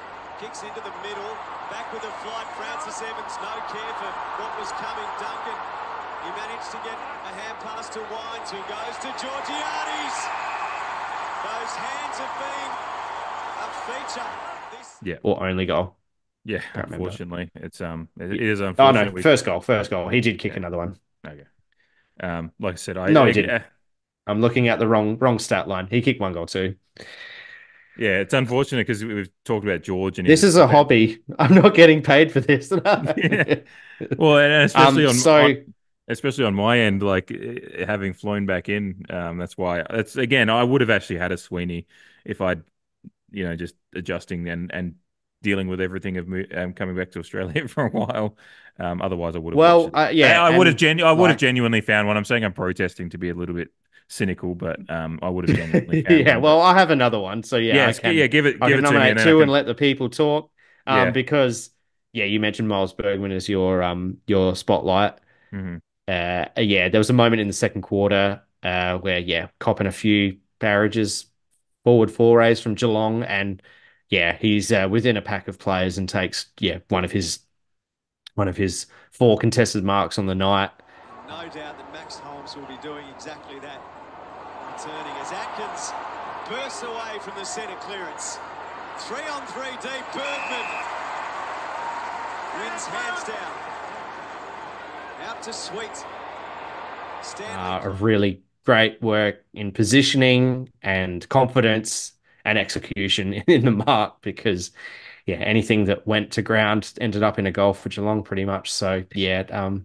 Miles Bergman's contested mark in the second quarter is Yeah. the second option. Nice. I appreciate you having a few there because, yeah, cynical me didn't want to do any. Practical me just didn't get to watch a replay. So, yeah, no, those would be two good ones. And I like that you had Zach Butters spin move. It's quintessential Zach Butters stuff, like the stuff that only he can do. Like it's just the stuff that comes the stuff that Zach Butters does. And then Miles Bergman, again, we've said how much we've loved his defensive work, and he deserves the plaudits. Certainly, he's going to be in our votes. He's gotten the spotlight, and he's getting the Sweeney nomination as well. So Bergman, all he needed to do was kick a big goal, and he would have he might have got himself into every segment. Yeah. Yeah. We couldn't get that facet of life going though for him. Yeah. He had Yeah. he had enough work to do. Yeah, no, absolutely. He couldn't get forward too much, could he? Um, Alrighty. Player of the year votes, which is just always a weird thing to do after a game like that. There was a few Uh-huh. there's a few at the top I could have that were easy to pick. But then beyond that, it got a little bit tough. But I've just gone a little bit of heart, but also just ease up towards the top of the stat line. And Willem Drew, I certainly don't think let himself down in this game. Just again, like a lot of players, like Connor Rozee, just couldn't get enough of it because of the way the game is played. But I gave him one vote. He led the team for clearances, I think, with 8. Had 21 disposals. 10 of those were contested, running at 66%, which again, we've said our team was pretty fucking shit on the night. So, it's not too bad. 471 meters gained was pretty good for Drew as well and how he plays his game. Just overall, just thought, one vote for Drew was just where he fell in there. 2 votes. All right. Actually, I probably could have gone flip these, but going with Jason Horne-Francis, I just thought, considering his he had 13 contested possessions, which was top for the night, which considering he did spend felt like half of the first half on the bench. 18 disposals was a bit quieter on his end, but 6 clearances, 6 inside 50s, which is tied for the top of the team with Travis Boak for inside 50. So he was trying, with limited opportunity a little bit, and when he was getting probably more opportunity, because what is his time and ground numbers actually? Yeah, he only had 79% time and ground in the end. 79%.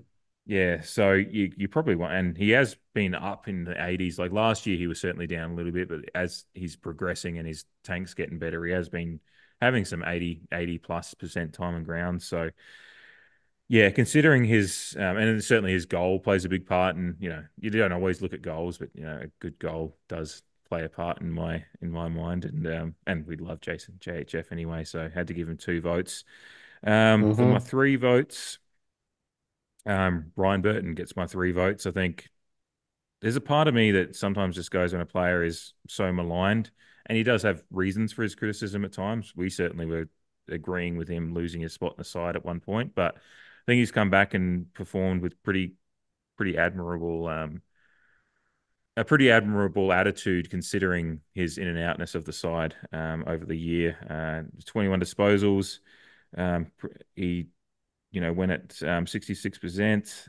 Just the 617 meters gained. He's taken over, and obviously a big goal as well. He's literally taken on that role a little bit of what these guys like Kane Farrell, and he's trying his Yeah, for sure. best to play that role, and I think he's playing it okay. Again, it's like it's not any one player; it's just a collective as a team that unfortunately didn't perform very well on the night. But I think his performance wasn't the reason there's not any one performance at all, but he was one of our upper level players, I think, for the night for me. 7 rebound 50s, which I Yeah, I think agree. led the team as well. A few inside 50s even, and again, he played the role that he's asked to play. It's just unfortunately it just didn't go well across the night. So yeah, I can't fault what Ryan Burton did on the night. Again, I haven't watched the replay on TV, so I can't speak to any individual efforts. But I think just from what I saw and what I see with this on the stat sheet, I'm pretty happy with that. Ollie Wines gets my 4 votes. He obviously led our team for disposals. He was also almost leading the team. He was just one contested possession below Jason Horne-Francis for leading the team. 60% disposal efficiency, which is probably more back to old classic Ollie Wines, but again, not at all his issue. That was very much a team issue on the night. 6 score involvements. Where are his tackle numbers? I'm scrolling through my 6 tackles, which is just one below Connor Rozee. Again, just highlight that one below Connor Rozee for the team, and tied with Francis Evans as well for the tackles. And as you mentioned with the stats you've got, I think was it 29 pressure acts, which led Yes, both it was. Yeah. Oh, that was for Rozee. Yeah. That was for Rozee. Yep, there we go. Tangent. But yeah, 7 clearances for Ollie Wines. Getting back to that, I just completely lost where I was going.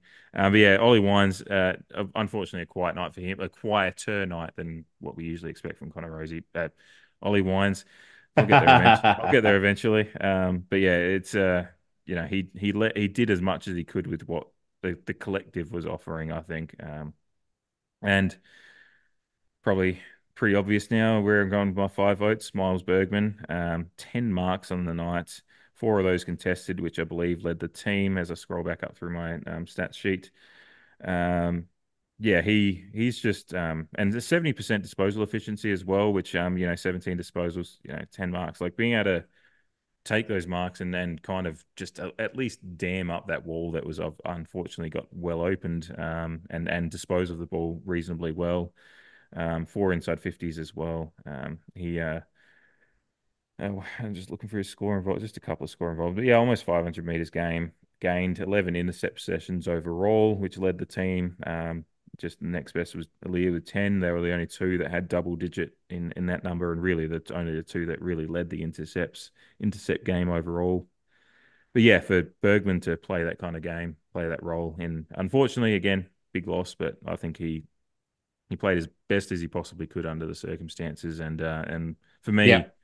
my eye test on the night was Bergman's our best player to start with. He was immediately keyed in my mind when I was watching live from the hill. Just looking at the stat sheet and how it bared out based on what I saw, Bergman was clearly best on for me. So that's what I went with. Yeah, all fair and reasonable, I believe. So yeah, to kick off mine, I agree with Drew in the 1 spot. Yeah, stat led in, yeah. Was it clearances, did you say? Was up there in contested possessions, which we come to expect from Willem Drew. So yeah, he slotted in at 1 for me. 2 votes for me actually goes to Travis Boak. I Nice. thought I was thinking about getting him in. with all, yeah, I think the thing with all of the midfielders is that, like, yeah, they had good moments, but just didn't get enough of the ball, Mhm. for our liking. And yeah, Boak, 20 disposals, but yeah, he had some senior moments, like leadership way, not geriatric, stereotypical senior moments. Well, Yeah, considering just considering his history with Geelong, it's just like, what is a geriatric moment for Travis Boak being like, oh, those are my teammates over there. Like, yeah, nah, not those type of moments. Just yeah. yeah, one of our more finals experienced players, and Mhm. yeah, when we actually had a lot of people playing first or second finals on the night. Again, maybe a apologist type comment. He didn't, and yeah, he kept his composure in a lot more moments of the game. 8 of his disposals were contested. He went at 70%, which yeah, in a shit game overall for our team, he was one of the higher midfielders, in Mhm. particular, people who had a fair bit of the ball. 6 score involvements, which was, I think, equal stat leading. One of those is a goal assist, 403 meters gained, 6 inside 50s, and 15 pressure acts. So, yeah, a decent game by Travis Boak. Um, 3 votes goes to Ryan Burton for all the reasons that you said. He played his role perfectly. Perfectly, yeah, as well as he could have in the circumstances. Mhm. Kicked the goal, like I said, which is, yeah, the Dan Houston type moment. To be fair to Ryan Burton at his best has always kicked those types of goals as Mhm. well. So, but yeah, he's really filling that void. Um, yeah, 6 marks, 7 rebound 50s, 22 pressure X. Yeah, led us from his game, like you said. My 4 votes goes to Jason Horne-Francis. Mhm. He did have the 18 disposals, like you mentioned mid vote. He had 79% time on ground and really looked like every time he was on the field, it looked like he could impact. And then when it got deep into the game, he was the only one that looked like he gave a fuck. Not to Mhm. contradict my sentiments on the fourth quarter, but uh, he was the only one that really looked like he gave a shit and was going to try and impact us as often and as well as he could have for the whole game, for the whole amount of game time that he had. So Mhm. 18 disposals, 13 of those were contested. So anytime you're going over a 50% ratio for contested possessions is a good fucking game. 1 goal, 2, would have preferred to flip that around. 5 score involvements in total. Yeah, 6 clearances where 5 were from the centre. So yeah, yeah, again, we touched on him as a whole before. Hindsight would probably tell you to give him more time on ground. Yeah, don't know why. Yeah, it didn't happen. But so with all that considered, yeah, which leads into my best on ground, which is the same as you, Miles Bergman, and I think you touched on it while you were talking about him. But yeah, during the game and immediately after, you just go, well, Bergman was the best on ground. Like, yeah, you just felt it. Like everyone knew, and JHF, in my mind, was the kind of only other person that stuck out. Maybe Burton as well, from a whole game point of view. But when you're filled with that amount of rage and disappointment, you go, yeah, Bergman was clearly best on ground. Some games you're a bit like, oh well, actually like this, and that. But yeah, for me, Bergman, JHF, and Burton all easily stuck out on a shit night of football. Yeah, Bergman played one of his best games for the club, in my opinion. Again, weighted by the fact that it was a final and by how much fucking easy ball that Geelong were bringing forward. Yeah, 11 intercept possessions. Yeah, 10 marks and 4 of those marks being contested. It's just a bit, yeah, that's great. That's awesome. Yeah. And I hope he does a similar thing this upcoming Friday for sure, because we're going to need him to. Absolutely. Yeah. No, that's good. I'm really, it sucks that Bergman had to get a best on grade performance in a game like that, but he certainly is deserving of it. Yeah, it's a similar sentiment to our game against GWS after the bye, where Dan Houston was far and above our best player, and it was really hard to actually do the 4-3-2-1 in that game. I said in the review of that match, like, he can't be our best player on ground by that far. Now, this is a bit different in the fact that Miles Bergman, I don't think, was our best on ground by as much as Dan Houston was in that GWS game. But as much as I love Miles Bergman and I love the game that he played, and I love his role that he's in now, he can't be our best on ground. No, in my opinion. Like, he deserved the best on ground votes because he was, but if we're winning that game, he's not the best on ground. So it's almost always got to be Jason Horne-Francis, Connor Rozee, Zach Butters, or Ollie Wines sometimes as well. And we wouldn't be alone in the Port supporter fan base in saying that we thought the midfield would have them covered and it was going to be one in the midfield, and therefore we were going to win the game. If we're winning that game, our midfielders are there's a reason very easily at the top of that list. If you look at our leaderboard for our Player of the Year votes, it's very much, I think at this point it is, I think Rozee took over Houston in 4th, so I think it's Butters, Horne-Francis, Wines, and Rozee are the top 4. So that kind of just speaks to it. It's just, and it's not like you want to make it a midfielder award, but that's the fact is the best on ground is often going to be, it's kind of like, it's not the same as NFL, but quarterback's going to be, you're often going to be the MVP because that's where they play the generation of the game. They're around the ball. Every offensive play is going through the quarterback, and every good offensive game that your team has in AFL is going to come through a midfield performance that dominates the other one. So yeah, it sucks. It does suck that Bergman gets. I kind of put a dampener on Miles there a little bit. It's a broader discussion, but he played a great game. I think when an awesome game, in fact. When Miles listens to the podcast, he'll understand what we're saying. I think he tunes in later in the week. But yeah, no, we loved his game, and we certainly bring that this week again. You'll certainly end up somewhere in the votes. Houghton's gone to ground, and she's on the ground as well. We'll keep an eye on that, but that is full time here at the MCG. A late injury concern to Gemma Houghton in the middle of the ground, but it is a history-making win for Port Adelaide. Their first time playing at the MCG. Better news, the Lady Pear went to the MCG after earlier in the week, thinking they were going to be playing at Whitten Oval, but Lady Pear went to the MCG and ended up being the curtain raiser for the Hawthorn Western Bulldogs elimination final.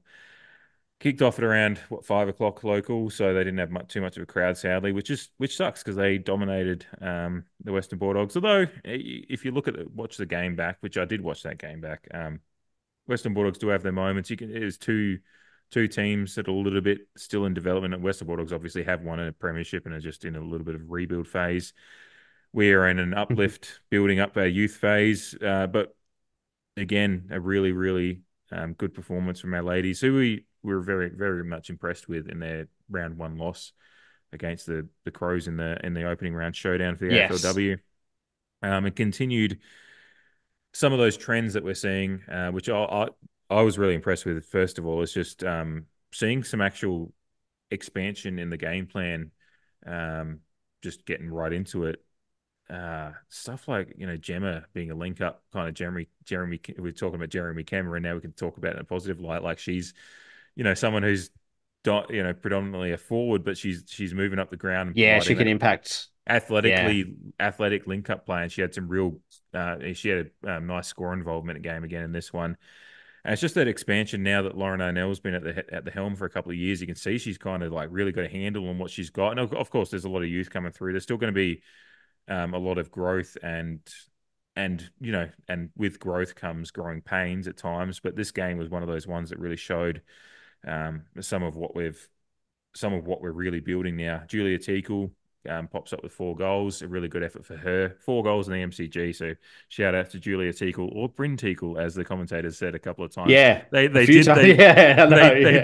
the poor lady, she's just like she corrected herself the first time, and then it comes. Yeah, it was a brainworm. She couldn't get it out of her head that it was, and obviously Bryn Teakle and Julia Teakle are related cousins, I think. So there is actually, they are literally related and from the same family, but the poor commentator just kept on. I think when you see a word on the page and you have a predetermined idea of who that is, I can understand it, and I would have criticized it if she hadn't corrected herself, but she did correct herself. So, Julia Teakle popped up with 4 goals. Again, another part of that development.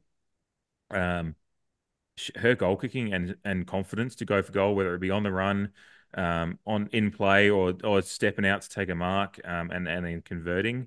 A couple of years ago, because she has been on the list since the inaugural season, you could just see she was a little bit more tentative in whether it be a set shot, she'd be a little bit more tentative and not kick through the ball. But the ones on the run, I'm really like, she took that one on the run last week that we didn't criticize. We just said, oh, maybe there was another option because she did miss against the Crows. But this week she did the same. She took one on the run and kicked it, and it just gets over the line. But goal's a goal. Who cares? So really impressed with the development of her, and her as a legitimate key forward now, because she's really showing up, which is probably helping Arnell in the coaching, in saying, and then having Ashley Saint, and then having Gemma Houghton, just like being able to move those pieces around and magnets, and then just say, all right, Julie is like really growing as a leading forward. Now we can take you, and while you will get your goals, as Gemma did again on the weekend with, I think, 1 goal. Gemma had 1. Kirsty against her old club. Kirsty Lamb had a nice game as well against her old club, opened the scoring. Got 2 goals on the night, I think. Gemma, her ability to, being able to move those magnets around, it was really impressive. So and there's a lot of other, and obviously we'll do our player of the year votes as well, but really impressed overall with the performance they put on display. It wasn't, we won 7 goals 46 to 0 goals 660. There was a moment in the commentary where they say, oh, the Western Bulldogs, the crowd's building, because obviously fans are turning up for the final that's coming after. So, the crowd's building, they'll be getting ready to cheer a goal soon for the home team, and they never scored. They had a couple of good opportunities too as well. Yeah, they scored one on the aggregate in the end, but yeah, exactly. Yeah. All sums lead to 1 goal, but well, and there was passages of play in the first couple of quarters where they were putting in a good effort to keep the ball off us, and also to put pressure on us defensively. on our behalf. But yeah, they just didn't take advantage of any of those moments Yeah. critically. And yeah, our game plan with the space on the MCG, we actually found many moments where we were switching play and then taking it on through the corridor, funnily enough, as a Port Adelaide team. And yeah, the beneficiaries of that were the likes of Teakle, like you mentioned, and Houghton herself. And the more the game wore on, the more I kept thinking, like, if we can get our ball movement working, we can do a lot of damage because, yeah, you've got Houghton Saint, who comes up and back the field, and Teakle. It was a great game, and the signs were there against the Crows. That's a good comment for the whole team, but for Teakle as well. But she just made sure of it. Her kicking is good. Like, obviously, a wider constructive criticism is just the disposal by foot in the women's game is still got to bridge that gap a little bit down to skill execution and stuff like that. But her kicking is quite advanced in comparison to some of her colleagues even and opponents. She has some real penetration on the football when she goes through her routine and gets some momentum behind it. A good ball drop, good backspin on the ball, like all the things you like to see in a kick. And she's obviously got a lot of power through her legs and her hips too, which is damaging for sure. I thought the defense, well, and the defense for the Western Bulldogs kind of let themselves down in a couple of those moments. But yeah, you got to, scoreboard doesn't lie. It doesn't tell you the context of the goal or whatnot or anything like that. But as a broader note, so yeah, the Bulldogs do look like, they've lost, I think it was like a third of their list or something like that in recent years, maybe even last year, us being a beneficiary of one of those players leaving. And that they got hammered in week one as well. So I guess as a note on that, the way that we beat them, and we currently sit in the top 8 for the first time ever in our women's AFLW existence. It's just good to know that after 2 rounds, we're in a position now as a team and a club that we can beat the teams that are in the Bulldogs position. Beat So them comfortably as well. Get out to a good start. yeah, Really good. yeah, And then yeah, exactly. It was a very the last quarter left a lot to be desired. I think the rain started to come down, and the MCG is objectively huge and a lot larger than what they're used to playing on. So the last quarter was a bit, uninspiring as a whole from a football point of view. But yeah, the first 3 quarters was a steady just attack on the game from us. And it's a good note that we go, all right, well, we can play some decent football. We matched it with the Crows, if not for a couple of ill-disciplined free kicks, which unfortunately, we gave another couple away in this game. But take away those free kicks against the Crows, we could go a good way to winning that. And then we've come up against a Bulldogs team, which in hindsight, we should be beating. And we did, as you said, quite comfortably.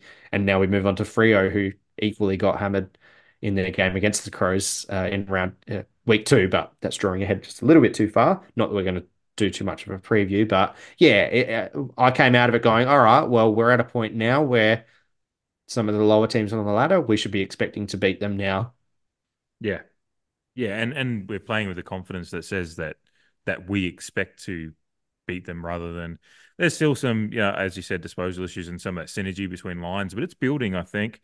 Again, a lot of it comes down to the core of what Lauren Arnell and the coaching staff have built ever since we've started in the competition. It's pressure and proper Port Adelaide footy, which I really love to see. Contested possessions were +8, 110 to 102. Real key was the tackle numbers overall 83 to 62. So we just dominated them in tackles and then even tackled inside 50, 20 to 13. So we're just trying to, we're really trying to put the pressure on and keep retain the ball, bring it to contest. We've always been a good tackling team, and it's been noted a few times now that their biggest objective in the off season was to get fit or get fitter and substantially fitter. So yeah, when you couple, like, I don't think we're at the peak of fitness. Yeah, I mean that in a positive way. Like, I think we still Yeah, have room for can always improvement build. further than that. And but when you match the fact that we're a fitter side this year, and our base game plan is a high pressure tackling, like that's our one wood. Those Mhm. two are yeah, match made in heaven as we move forward through these initial years in the AFLW. And yeah, a little bit of that was on display. Actually, a lot of it was on display on Friday night. Yeah, yeah, they seem to relish the opportunity to be on. I wonder what they did. Like, I know for the Western Bulldogs, and I do empathise with them as far as who knows if it changes the result, but I don't think it does, based on what we think we should have been able to achieve in this game, and we did. But the Western Bulldogs, again, to recap what we said last week in the preview, they were meant to be opening their renovated Whitten Oval for the ladies on Friday night, but then obviously Yeah, the all those things happened that brought it to be a curtain raiser for the final. AFL being the AFL. Yeah, exactly. Don't. It's still ridiculous that both teams, like Sydney and GWS, were like, "Yeah, we'll take Friday night." Western Bulldogs were like, "Yeah, we'll take Saturday," and the AFL was like, "You guys can go the opposite way." No, you don't. Yeah.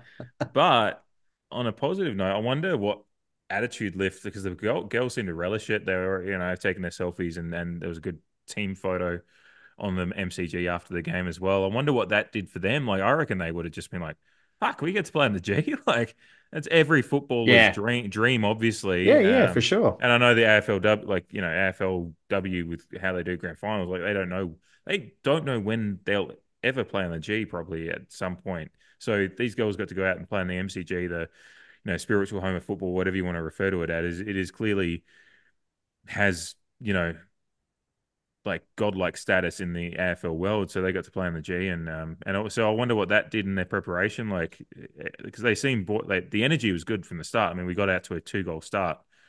Like 5 minutes in, we kicked off. Kirsty Lamb gets the opener, and then Yes. Teagle starts her train and goes on, and so we were out to a 2-goal buffer early, which, as we know, understand the AFLW, the scoring is improving, but a 2-goal buffer early is still something more Yes, it is significant, objectively. yeah, in AFLW than it is for the men. So yeah, it was like the energy was good from the off. Western Bulldogs did come back into it, and it's actually pretty, like, if you look at the stats, like, there's a lot of even stats. Like stoppage, Bulldogs slightly edged 28-25. We just slightly edged the 7 center clearances 4-3. Hit outs was pretty even. Free kicks was pretty even. Efficiency inside 50, I was just that's very, very, very different. We doubled their efficiency there, 32 to 16%. Disposal efficiency, though, was very, very even. They actually had slightly more disposals overall for the game. It's just they handballed a hell of a lot more, and we had Yeah, some I think kicks, they but relied on much fewer players than we did. yes, yeah, Um, yeah. If you look at the Not again, and yeah, to so yeah, to sorry to cut you off, but no, you're good. like yeah, like you've mentioned, we're learning about the competition as a whole. Hmm. We know a lot of our players a bit more intricately after a few years, although still a lot of room for improvement. But Ellie Blackburn from the Western Bulldogs is supposed to be quite a formidable player and one of the better players in the competition, and she showed why, in my Hmm. opinion. But yeah, too few had to carry the load on the Western Bulldogs end, where we offsetted that by having a much more even spread of performers on the day. Yeah, because they had I don't have the Western Bulldogs stats in front of me, but I know when I looked at them, they had a few players in the 20 disposals, whereas our leading disposal getters were Abby Dowrick and Shane Hammond with 14 each. So you got 14, 14, 13, 13, 12, 12, 12, 11, 11, 10. Like, when you're looking down the list of leading disposal getters for us, which is Dowrick, Hammond, Yeah, Ange Foley, Molly Brooksby, Maria Maloney, Josie Mules Robinson, Scholes, who I think, again, she's learning, but I think had a better game. I think not that she was bad against the Crows. I think she just had a little bit of a lesson in um, yeah, just sticking the to task, and keeping your the wits craft about a you. little bit. Yeah, a little bit of the dirty arts Yeah, as I thought well. her third cook. Yeah, I thought her thought. Did you say I'll leave her for you? No, I didn't, but I should, because I know I No. don't. I think like for you, it's like Willem Drew's your guy, and then Matilda Scholes is Yeah. like you've got the two like cult Yeah, favorites. yeah. Oh, Yeah, yeah, yeah. absolutely. That's a very fair assessment. And I thought her third quarter was awesome, Mhm. in the context of the game. But yeah, It I was just don't want learning. to. I'll just leave it at Yeah. that. Um, really like Piper Window got a hand on the ball more in this one, which is she still.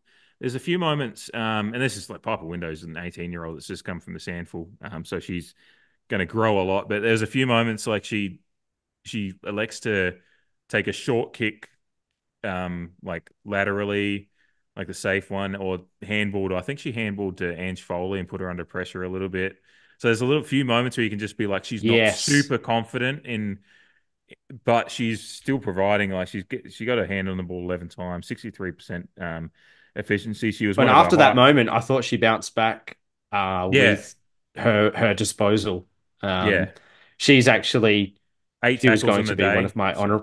Yeah, Yeah, so that's yeah. 2 weeks in a row that she's been up there leading us for tackles. Mhm. Or in the leaders. She led us last week. Equal led us last week and was in the top She's bracket.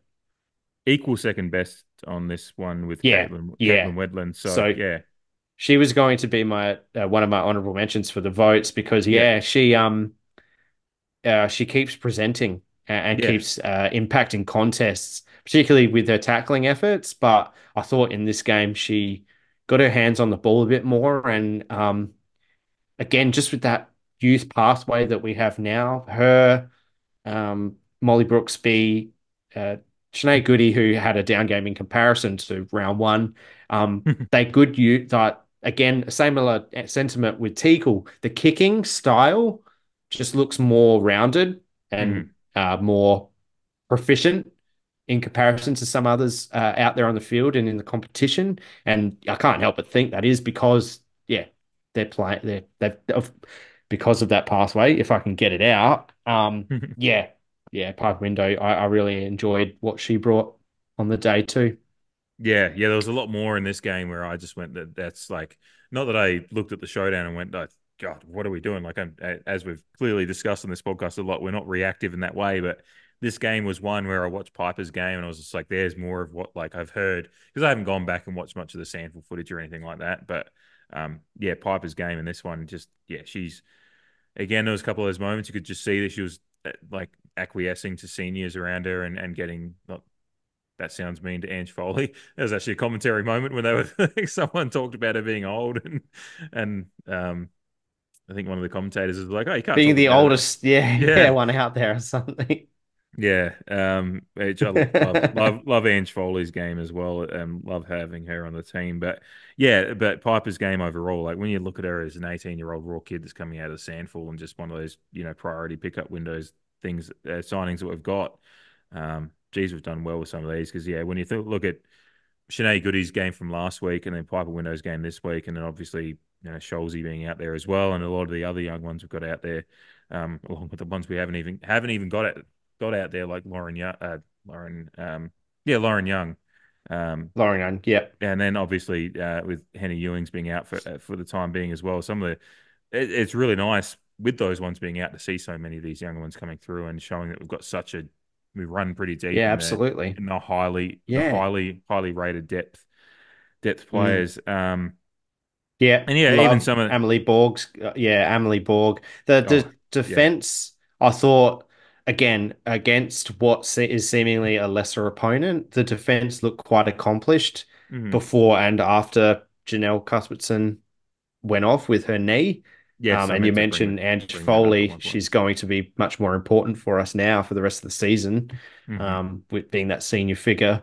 So yeah, yeah, condolences go out to JC. Yeah, an ACL, whatever sport or scenario you're in. Yeah, it's a shit way to have your season ended, or yeah, just a shit thing to come about. So that sucks. But in saying that, Emily Borg, yeah, Brooksby, Ange Foley, yeah, all of our members of our back unit, I thought performed quite well. Uh, sorry, her name escapes me. Tegan Jermek, I thought she Mm. again she showed some signs of authority coming into a new system. Again, Ebony O'Day makes me laugh every time I watch footy. She only had the 4 disposals, but I felt like her presence was felt more than that.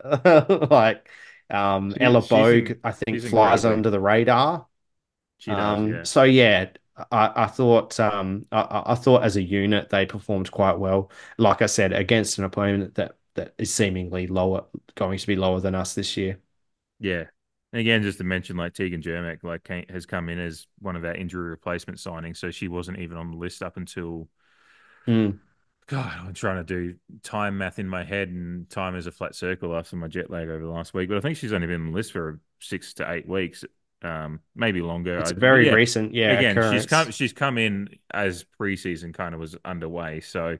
For some of these girls, like her, Caitlin Wendland, and there's one more that's playing that probably is escaping me right now, but um, I probably didn't play this game. But yeah, there's a couple of players that have come in that are very, very fresh to the system and but performing quite admirably and really are a credit to the team and clearly plus they're not just making up the numbers as you think an injury replacement signing like oh just making up, but they're genuinely performing well for a side that is sitting 1-1 Mm. and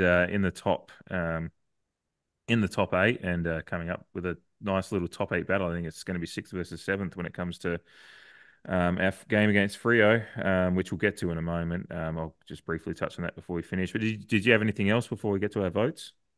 No, I think yeah, I obviously wanted to touch on the defense, which I did. So Mm. yeah, I'm good to go. Yeah, yeah, and then obviously, I am really, really intrigued and pleased with how the offensive 50 area is because they even touched on it just to finish off before I do get to the votes, but they touched on it against the Crows that it was just like if we can get the ball down there, they're dangerous, and we again against the Bulldogs get the Mm, ball down there and dangerous. We've got some good weapons mm, down forward, so intrigued and excited to yeah, see that develop. yeah. Well, the Um, common sentiment is that you learn more from a loss than you do from a win, and while that might be yeah, true, that aspect of it from this game should be a huge lesson to what they're capable of. mhm, Yeah, like you said, if we can get it down there, we've got some damaging players who can really put some hurt on the scoreboard. yeah, So I absolutely, agree with that for sure. yeah. I can't. I'm going to let you go first on the votes. By the way, I don't actually know who went first last week, and I'm just like, I'm going to be nice, and Neither do I. yeah, No, and I'm no. just So like, that's okay. I'm happy to yeah, go. Like I said, my honorable mention, one was going to be Piper Window. I've already mm, touched on her, but also her drafts companion, I guess you could say, in Molly Brooksby. hmm I thought she got her hands on the football again a lot more than last week from memory. A lot of rebound 50s, a lot of meters gained for the team. It seemed very role specific. Um, Watching the game back, and yeah, just good signs. hmm Yeah, you mentioned it both weeks now. Just what some of the younger players are doing, and like the votes will reflect that. The best players from last week. Yeah, some other people kind of took over and had their moments this week, which is good. yeah, In a way. Yeah, Piper Window mm, and Molly Brooksby, good games from them. But honorable mentions ultimately. My one vote, which after doing these stats is really harsh, but Abby Darrick gets my one vote. Watching the game, I get just reflecting on the men's. Sometimes with Ollie Wines and players like that, sometimes they have really good games, but I'm just oblivious to it. mm, Darrick is a bit like that. I watched the game and I didn't realize kind of her impact, but yeah, still, yeah, done my votes. So I'm going to stick with them. She had the 15 disposals, seven of which were contested. She went at 73.3% disposal efficiency, six clearances, two score involvements, 277 meters gained, seven tackles and four marks. It's just a really good effort back to back for mm, her. I believe she's the only one who's in my votes this week that is from last week's votes. My two votes goes to Maria Maloney. She had the 12 disposals, 10 of which were contested, so nearly all of her disposals were contested. mm, One of those disposals was a goal assist. She also had six clearances, 11 tackles, which is bonkers. nearly as many tackles as she had disposals. 5 of those were inside 50 as well. So a bit of that, once we get it forward, like kind of stuff. 3 marks and 4 1%ers. My 3 votes goes, and like Maria Maloney, probably a little bit unlucky to miss out last week. Again, probably similar to Derek. She does a lot of dirty work, and it probably goes a bit unnoticed to a lot of people watching, that is. My 3 votes, though, goes to Gemma Houghton. While she had the 8 disposals at 75%. Yeah, it was just impact and presence, I guess you could say.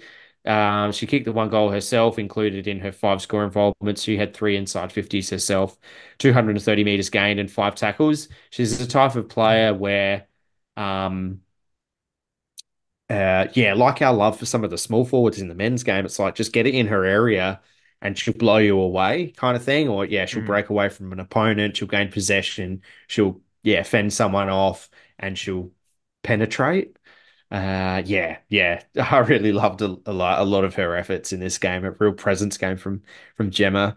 4 votes. I've actually given Teagle the 4 votes. I noticed that she got the 10 from the coaches, but Interesting. I hadn't actually seen yeah, the coaches.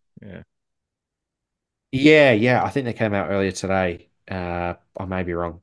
I might have just been seeing it from yesterday, but yeah, Teagle, 7 disposals, 6 of which were contested, 71%. There's some really intricate, like, facets of the AFLW and like how the stats all work out in the end. But yeah, it's fascinating at the moment. She obviously kicked the 4 goals. 2 inside 50s, 196 meters gained, 3 marks, and 2 of those were contested. So yeah, a great game from Teagle, really commanding game. Yeah, made her opponents pay, whoever was on her at the time. My 5 votes actually goes to Cheyenne Hammond. She, I think, got 8 votes in the coaches' vote, so they both were in the top 2. Um, Cheyenne Hammond, I got to admit, isn't a person that I've thought about a lot in the initial. Pretty sure she's an inaugural lister as well.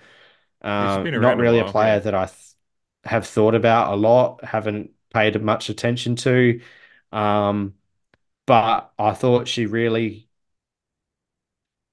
and well, I mean, in saying that, I guess you could probably say she's probably played one of her better games for the club. Obviously, paying a bit more attention intricately now that we're doing our thing here. But yeah, I thought she made her presence felt. She had 14 disposals, 10 of which were contested, 2 clearances, 2 score involvements, 257 meters gained, and 4 tackles. She had a pretty well-rounded game, in my opinion. I believe, is it a goal assist? Did she get a goal assist? Yes, she did. She did. I I think think on it the was the first goal it to was really Kirsty clean Lamb. hands. Really Yeah. clean hands. Yeah. Yeah. She had a few of those moments, and um, I thought her presence all over the ground amplified the impact that she had on the game. And while some others, led in different aspects statistically, I just thought it was a quite a mature, well-rounded effort from Hammond in this particular game. And I hope it's not an aberration. Because like I just said, and I admit I haven't really paid much attention to her prior to that, but I'm definitely going to now. And if more of those people that a lot of people haven't really paid enough attention to are announcing themselves, it just continues on some of the other points that we've made about young people improving, established players being damaging. It all just goes into the same melting pot. So, and indicates an overall improvement for the whole side. So, uh, saw the stats after the game, watched the game back, and then I did my votes, and then saw the coaches' votes, and I was like, okay, but. Teagle, I thought, was the beneficiary of some good work up the field. And we talk about it a lot in the men's game, particularly with Georgiadis, where you've got to play a role, and like kicking 4 goals is a great effort. But yeah, that's probably where I dropped Teagle down to second best, is she probably benefited from some good play up the field. And a couple of moments where the defense for the Western Bulldogs probably gave up I thought, on the goal line of all places, which was a really weird thing to watch. Um, uh, yeah. So, Yeah. um, that's not to detract from Julia Teagle's overall game, but that's my rationale for, yeah, the positions that I had them in. Oh, look, second best on, I think any forward will take any time, to be honest. So, as far as votes go, and yeah, she got the coaches' votes, which I'm sure Tika listens to the podcast too, and she won't be too mad. I'll go with mine now, which I'm looking at it quickly as I've written yours down. We have the same players, just there's a slightly different order, which is just it's fun to know Yeah, we watched cool, we watched the cool. game in a very similar way. But I've got Maloney with my one vote. She was one that was tough to place because Yeah. I really wanted to get her more, but yeah, she's been around for a couple of years as well. And it's just one of those ones that like Yep. you just this is what's really exciting and for you and I. Well, for me, I'm speaking for you, but I'm assuming you probably thinks pretty similarly. Having come into AFLW and getting a team, learning, growing with these players and learning more about it as we go with them and seeing their growth is really exciting. So yeah, she stuck out to me last week as well, and which I think you said as well. That's Yeah, sorry to cut yeah. you off, but you've just reminded me Mhm. of, like, I completely agree with what you just said, and I messaged you while I was watching it to say it was quite a Mhm. um heartwarming replay to watch because of that reason. It's like this Yeah, is fresh and this is new and it's something that we're now invested in and watching grow before our eyes, and that, yeah, the game as a whole definitely, yeah, from what you just said, yeah, goes on with my sentiments of the game. It was really yeah, in where a good ton, one a part of good our club tonic. really let us Yeah. down. Yeah, yeah, it Yeah. was. It doesn't obviously absolve everything, but Mhm. yeah, it was heartwarming to watch us, yeah, improve in real time. Sorry, Yeah. and yeah, I'll let you get back on with your votes. Yeah.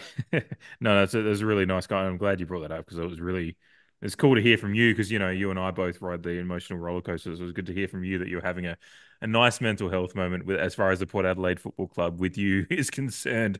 Um, yeah, so yeah, Maria, I'm really enjoying it. Yeah, Just the first couple of needed weeks it. watching Maria's game has been really fun because I think she was pretty good last week too. My two votes goes to Gemma, which again she was one that I bounced around a little bit, but just that's where she fell. Maybe if she'd scored a couple more goals, but again, she was up the field a lot. But I really just she looks, she obviously got a major injury in her first season with us after starting well. She's obviously our first ever goal scorer for the club. Um, but Hmm. and she had a good start to her first season. She had a great year last year. Did she get All Australian for us last year? Or am I just imagining that right now? Yeah, I think We've we talked about were this pondering before. that last week, and Yeah. I think she did. Yeah, because she had a good year last year, and but what I'm loving is just how they're really giving her more expansion for her role because she did like you. I can see you googling right now, so you can tell us in a sec. But Yeah, I yeah, can't help I myself. love her game, and she's just such a fun player. Like my wife's first AFLW Guernsey has the number 27 on the back of it. Like she's a big fan of her as well. She follows the account, so I don't think she listens to the podcast at all. But yeah, she's have interacted a couple of times with her, and she's really nice as well. But yeah, she's just such a wonderful weapon to have.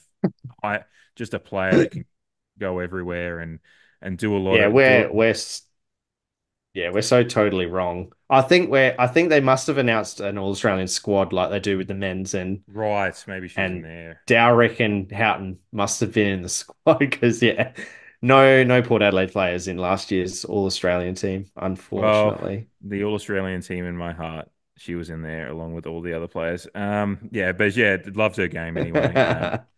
My three votes goes to Dowrick. I will say. I Fair. so, so I didn't watch the game live because my brothers just bought a house and they'd moved in that day. So I was over having a couple of beers with him and he didn't have his fucking TV or anything set up yet, so couldn't put the game on. So I kept an eye on the scores, obviously, but then I looked at the stats before I went and watched the game. So I think I was looking out for her more because I saw that she was so I was looking out. Yeah. So Yeah, I but did the she's same thing, to be honest, yeah, before I watched the game back. yeah. But yeah, she such a tough like she's gonna low key probably be one of the best recruits out of our inaugural sweep of recruits. I mean, whether it be Gemma Houghton and players like that are a bit different because they're more high profile. I think Derek, the one being the young one we plucked out of East Yeah, when East Houghton was Fremantle. already established. Yeah, well, Houghton is an All Australian in the past, so Yes, she that's is. Yeah, she is in the past All Australian. That might be where I'm getting confused. But yeah. whereas Dowrick Yeah, was so yeah, Dowrick and Houghton were in the squad last year. yeah That's what we're thinking. That's what we've yeah been thinking for the last few weeks. yeah, Um, which is putting some mayo on it. but yeah, Dowrick's one we plucked out of I'm not remembering correctly, but Where- did have a bit of a career, but then went back to the waffle, I think, and then we've plucked her I out of think she there. was just playing Waffle W, Yeah. Waffle W, and yeah, just didn't get picked up by West Coast or Australia. Fremantle in her draft year because I think we Mm. got her in her what would be her sophomore year, as you would Mm. say. I like that. But yeah, she I think she's one of the best contested beasts. I mean, biased in the competition, just the way she gets in and like she's one of the few players I've watched for Port Adelaide so far in the AFLW that I look at her and I'm like, obviously she's not going to be able to play AFL men's because it's just different competition and different whatever. But she's one of I those get where players you're that going. reminds me of an AFL men's player. It's just her Yeah, cleanliness, her drive, she her just looks run. like a footballer. Yeah, and she contests Yeah, the ball like a absolute menace. So yeah, she's going to be I think featuring in votes regularly if she keeps up the way she's going. My I four and think five are so actually too. my 4 and 5 are actually exactly the same. Which I was smiling as you were talking about your looking at the coaches' votes Rationale. because I was like I'm Yeah, exactly the same as you. Teakle, it is hard because in the AFL women's the kick in a bag of four is actually a heightened it's like compare. eight. Yeah, Yeah, yeah. exactly. Yeah, which isn't a diminish AFL women's, but it is harder to kick a bag. And for her to kick four, it was tough not to put her in top spot for me. But I just again, just to go forward already, Hammond's game, her clean hand. Like I noticed that handball to Kirsty Lamb to snap that opening goal when It her was good. eyes, her cleanliness, and her poise. There was no what we've criticized as the team is growing is just that little bit of just uncertainty. She had certainty in a lot of her possessions, and Mm, it was just yeah. like real maturity and calmness in the moment with what she was doing. And that was like epitomized with just the way she got that ball out to Kirsty to snap the first goal. I think Kirsty had a quieter debut for us back and honorable mention to her because I think kicking a couple of goals and impacting the play and um, Against your old side too. yeah, she celebrated and then looked like she was like, "Wait, am I meant to do that?" Because it looks like it should have been touched, and it in a way looked like it was, Yeah, but it no one, wasn't. no one And the protested, goal and umpire, yeah, the goal umpire called it straight away. mhm, It was just, yeah, really weird. yeah, um, but yeah, back to Hammond. I think she had, yeah, I think like you, she's not. I've always known she's on the list and she's there, but this was a game she kind of announced herself to me as a fan. Um, right from that moment, I looked her up right as because I was looking, I was like, I know your face, and again, this is just us as we grow to learn the game. Um, as soon as she handballed that ball off to Kirsty for that first one, I was like double checking who it was. I was like, yes, because I go to the list on the website just to match the face with who I think it is because I was pretty sure it was Yeah. her. But and then for the rest of the game, I was just like, yeah, she's having a great game. So yeah, great growth. Like look at the players we've got in there, like Teakle getting 4 votes because she's kicked a bag of four. She's on the inaugural list. Hammond inaugural. Maria Maloney in there has been around for a couple of years. I think she might have been inaugural as well. But and then Gemma as well. Like these are all inaugural listers in there, but ones that have grown so much since they Mm-hmm. got onto the list, which is Mm-hmm. really really cool to Yeah, for see. sure. Yeah. And long may it continue. We've got a top 8 battle for us this week, which is the first time that's ever happened, which is one thing to really celebrate. Adelaide Oval, 4 o'clock this Saturday afternoon. So whether we're licking our wounds or celebrating after Friday night, you should get down and support the girls down at Adelaide Oval. Like I said, 4 o'clock on Saturday afternoon against Freo. So we're on 6th at the moment. Freo on 7th. Freo they won in the opening week. Can't remember who they beat. They beat They played Essendon Essendon. and won by 40 something points. But then they lost to Adelaide last week. And Essendon are in the bottom, but Essendon did win. So it's Freo have kind of had a decent start to the season without, they've had a good win, but then they've lost to the Crows, who, again, the Crows are a pretty good team as far as the season has started. It's a really good litmus test for us. If we can win this one, I agree. if we can win this one, we'd be out and out on the positive side of the win-loss ledger for the first time in our history, which is a real good carrot for the girls, but it's also just a great litmus test to be battling in the top 8 against a team in a similar position. Obviously, with home field advantage, it's really important. So, get down to Alberton and pack it out and support the girls because, get behind the ladies. Yeah, Lady Pear are doing good things, and there's a lot of them, a lot of players that are really, really exciting to watch. I've had a few people. And I'm forgetting who they were because I don't have the Twitter open in front of me, but a few people that have really responded and said, there's players kind of similar to your sentiments, that players that make you want to watch. Like there's exciting players running around for us. So, yeah, which is really cool. Yeah, Matilda Schultz being one of them. Yes, yeah. I don't know if I've mentioned that already, but just to make it clear. Yeah. I'm gonna have to make you a shirt now. Yeah, we're gonna have to think of some AFLW type stuff. Yeah, absolutely. All right, the last thing to finish off on, and we'll probably not spend a whole lot of time on it, but we'll certainly preview it. This Saturday, this Friday night, Friday the 13th, already ominous a little bit for me as a horror movie nuffy.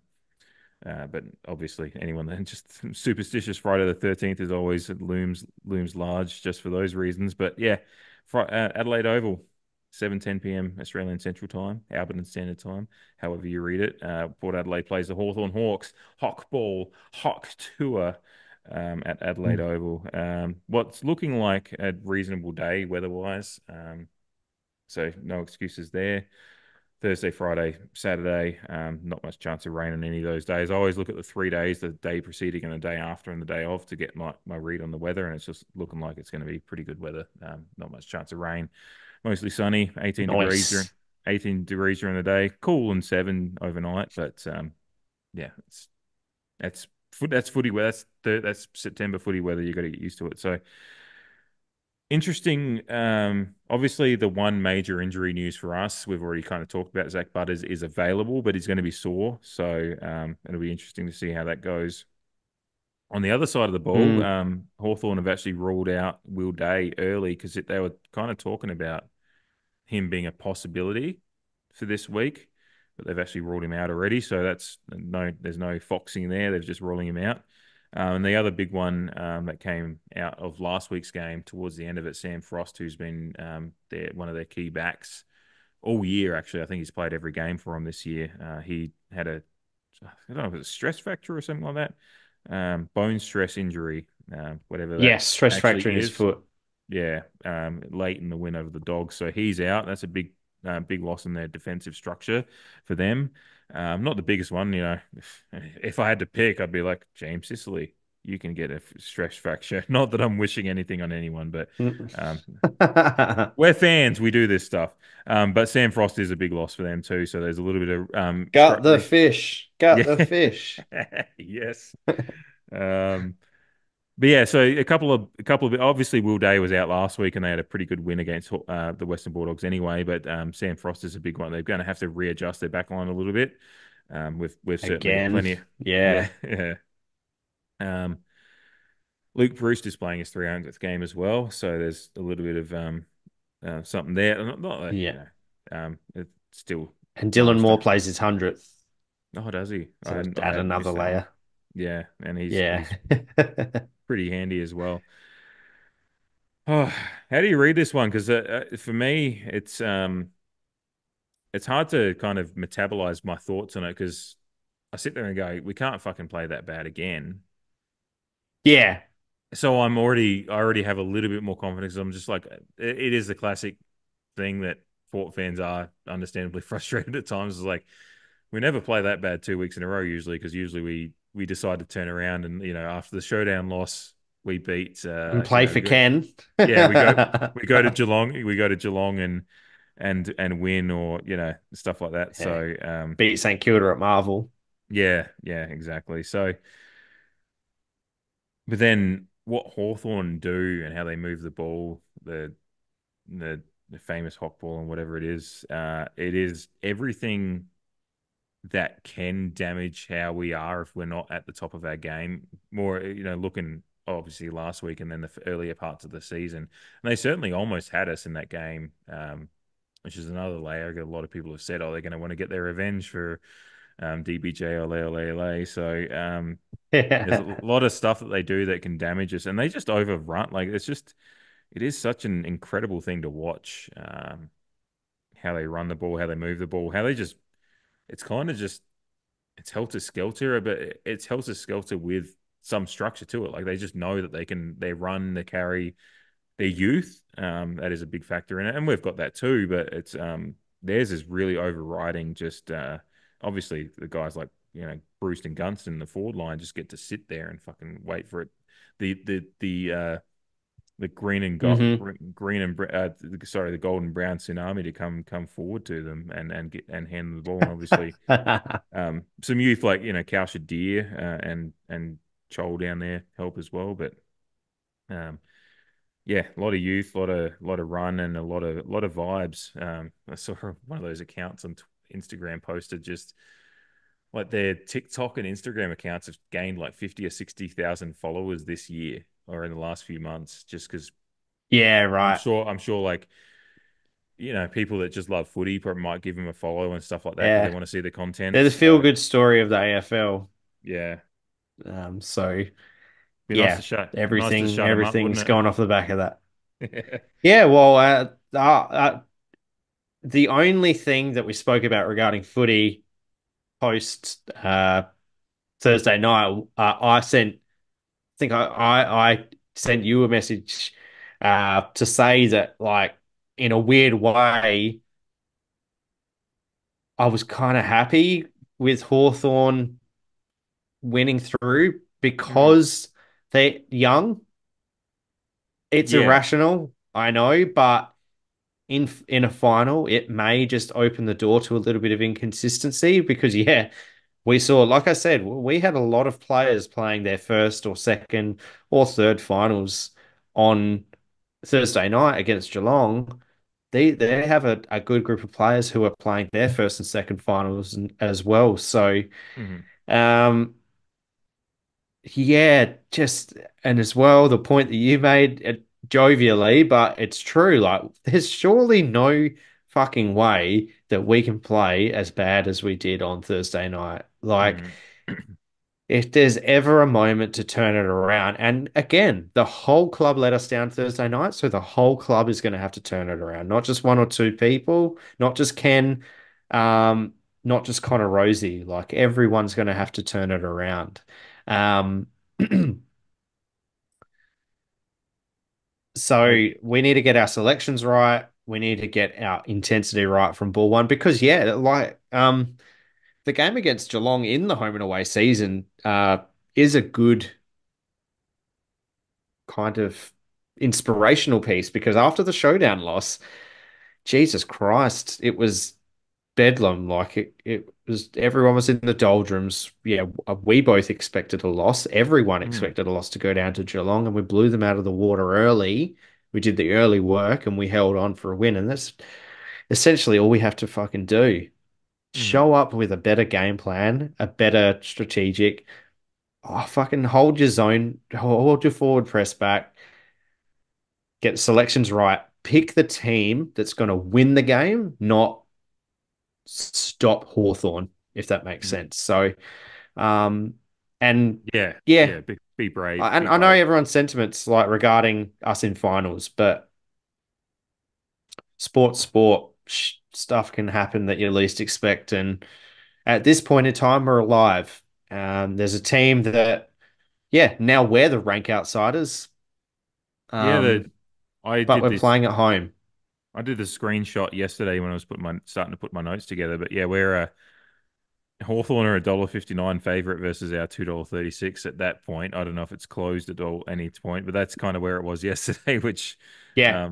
yeah, says a lot for where our, just how the expectations have shifted since last week. And, maybe underdog status works for us this week. And we've got to latch onto whatever we can. I'll really be interested. Not that we're going to go through a full line thing because it's getting closer to 10 p.m. here. So I know we both probably we have lives. But really intrigued as to how the forward line responds. Guys like Charlie Dixon. I mean, just to ask you, what selection changes would you be making if there's going to be a few I would expect, whether it be McEntee, Dixon's name has come up. Again, I think Dixon plays a better game if the game goes better, but he is older and every time he has a down game that question does come up. So There's two yeah. things I would say on Dixon. Mm-hmm. Geelong played him perfectly, but we had opportunities to offset that and we squandered every single fucking one of them. Charlie did present well at times, but we either kicked it over his head or kicked it to his defender's advantage. Same with Radicalia. I thought Radicalia actually started the game quite well. He was very impactful I'd in that like him to, pressure game that got us back into the game a little bit.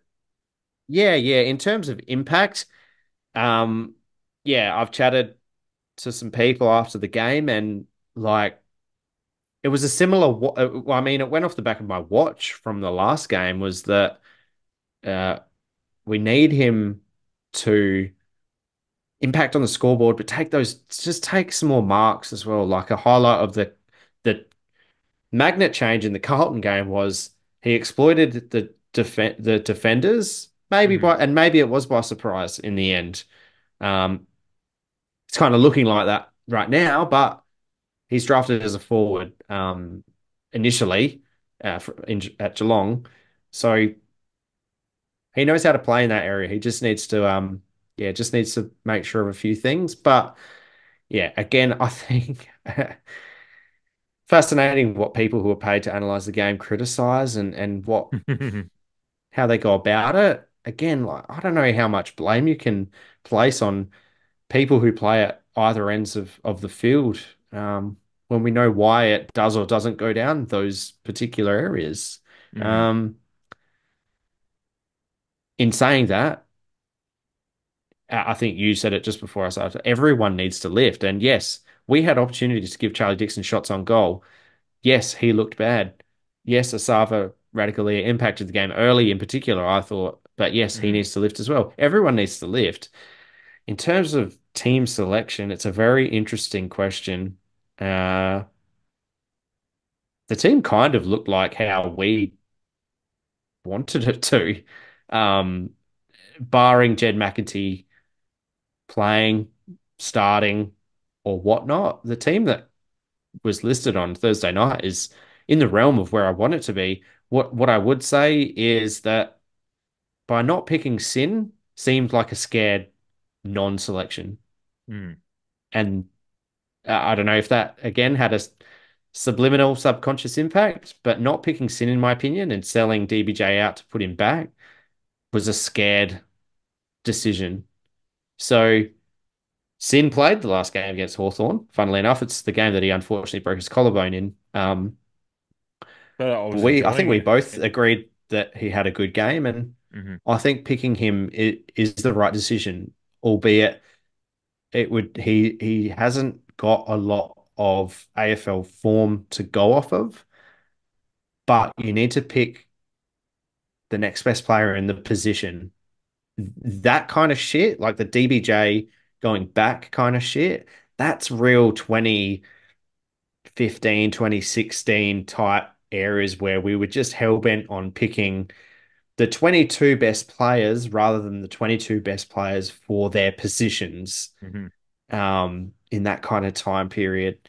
Maybe, the 18 and maybe up until 2019, we had facets of that. But yeah, that's an old scared tactic. Pick the best players for their position. And I believe Sin offers something and it allows our number one goal involvement player to fucking go forward and Yeah. impact there. Yeah, I pretty much agree with that. It's and Josh Sin, it's not like he's a rookie that's come from the outside. He's a guy that we drafted in the top 10. I think it was top 10. And he's 12 maybe. It was close I around think it that. was 12. Yeah, Yeah. yeah. That's just popped into my head that it was maybe not top 10, but he was a top draft pick of We that traded year. up to get him. Yes, yeah. And we've To got a lot of further the raps on point. him. We've got a lot of raps on him, and he's been in the system for a few years. He's not just a raw rookie from last year. He's been in the system since 2021. I think it was when we drafted him, off the top of my head. He's been around for a couple of years, and he has. It's not like he has come in and showed confidence and swagger. Whether it be he did that's not that the celebration for his goal against Brisbane means anything, but that does tell me a little bit about his personality and what he believes he can do. It's just me Mm-hmm. extrapolating out from just a little Mbappe celebration that he did, Snippet. but. Yeah, Yeah. it just shows a little bit of his mentality for the game that he feels like he's ready for the moment, and he showed that in a few of those games, and obviously right up until he got his collarbone smashed by I think it was Aaliyah in that one. Because of Alir's, poor kick. That's right, yeah, Aaliyah kind of a little Resulted bit in of a contest. hospital kick that got his collarbone crushed, but beyond that, he's shown a lot to me about what he can do, and again, big bodied player, can run quite well off halfback and. He's going to be keen for the moment. I think he just again his makeup and what I've seen from him this year just tells me he's a player that'll come in, and this is going to be just real. It's just what the fuck else do we do after that? Like after an 84-point loss, you've got to try something, and if you try that and it doesn't quite work and we lose, then it's just like, well, I don't think keeping DBJ back is going to help anymore. So, No, neither and do again, I. it's sliding doors. We're not going to know either way. Whatever we do, we're going to find out, and we're just going to have to deal with. But just my read, and we said that going into the Geelong game last week when we previewed this time last week or whenever it was, we wanted Sin in, and he didn't come in, and we lost by 84 points. So again, it's not that down Well, to I anyone, think, not down to any one thing, yeah, but yeah, it's just that's kind of our read on it, and so far I it's think kind of Warren Treadray, uh, what was it yesterday's show? Uh, he mentioned that, like, while Sin is raw in terms of his game AFL games experience, and he'll probably make a mistake or two if selected, that is, or if he was selected on Thursday night. But it's the structure, and then it's the net positive that you get from having someone playing the position that they've been training for the whole time, and that Mhm, they've been playing, whether it be AFL or SANFL, the whole year, and what that does for the rest of the team. Um, and I'd agree with that. I'd expect someone playing their first final to probably make a mistake or two. Hopefully, it's not a critical mistake. mhm, But yeah, you got to back guys in. Like you said, what the fuck else are we gonna do? Like Farrell, at best, if you believe some of the hyper optimistic reports, is that if we make it to the prelim, Kane Farrell is an outsider's chance to actually come back in. mhm. Again, hyper optimistic angle from some of the reports coming through, but we've got no Kane Farrell, we've got no Dan Houston. Like, we need a distributor, Mhm. and Sin is that. Front So runner's got a unfortunately, bit. McEntee doesn't have a job to do. Again, we need to win the game. Narkle was in sensational form, albeit as the sub. Um, or if you want to throw a cat amongst the pigeons and make Frankie the sub and give Narkle a full game. We need players who are going to win the game for us. We need to score more than Hawthorn, and we need to go back to our defensive ways in the last 6 to 8 weeks and restrict them. And that again, that strategy and structure for me too. Pull that fucking press back.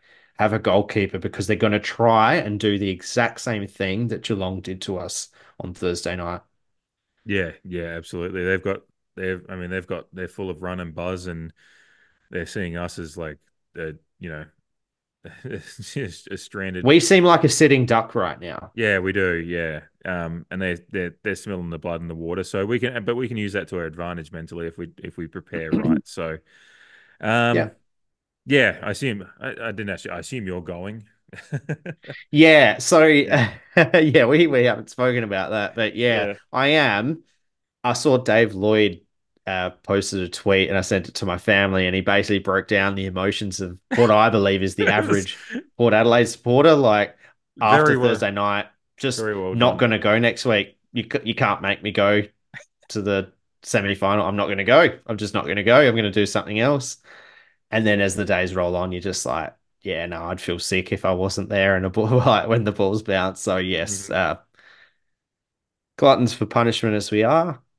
I am going. And I've got a gig at the Gov to go to directly after, which was another for me personally and my brother Aaron. G'day to you.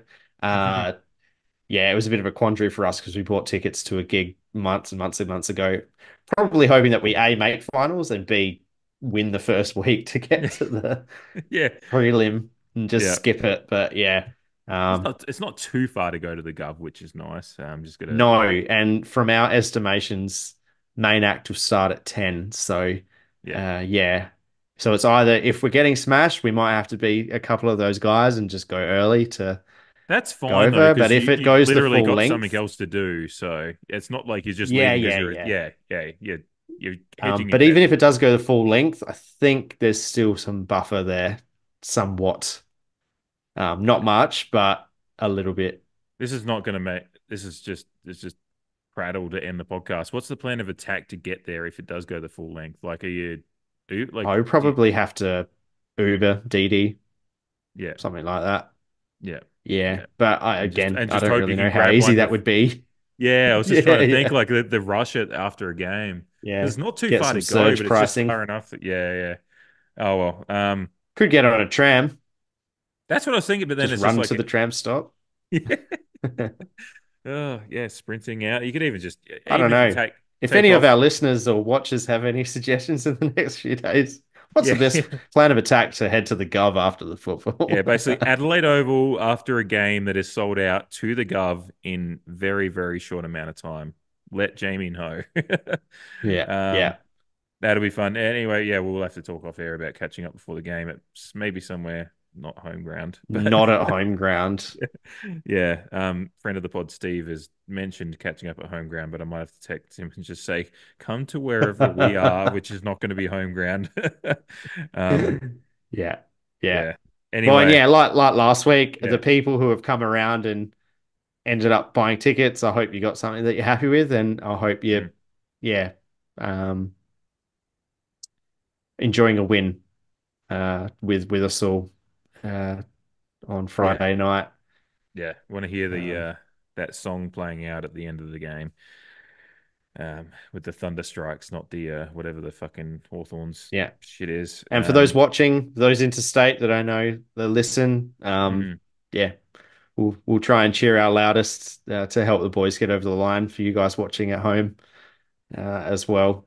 Yeah, absolutely. Yeah, it's going to be tough. Like, yeah, you're still not going in with any confidence, but yeah,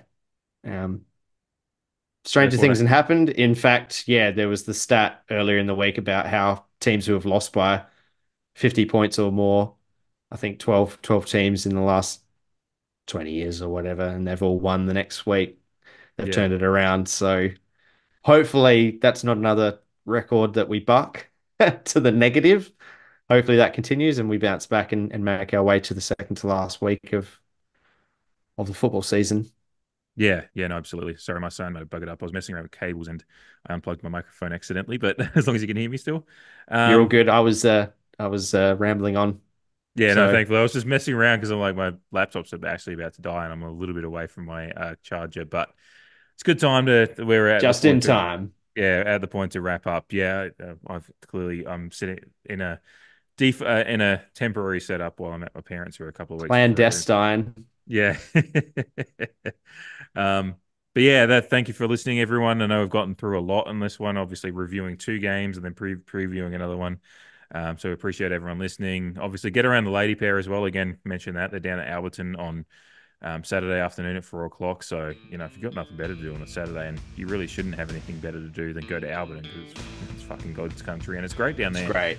And you get to watch a pretty good team that's building right now with our Lady Pear as well. And obviously, don't need to say get down to Adelaide Oval because it's officially a sellout at the moment. So I think they're going to release some more tickets tomorrow or Thursday possibly for it. So if you haven't got one, keep an They eye on always do. Yeah, keep an eye on whatever the Ticket Tech or whatever the fucking people are that are releasing tickets. But otherwise, those that are there going, look forward to seeing you down there. And yeah, nothing more to say. And Carn the Pair, let's keep the season rolling and book a trip to, I think it's book a trip to Sydney, isn't it? Sydney, yes. Yeah. Sydney. Yeah, that's Sydney. Carn Yeah. the Pair. Carn the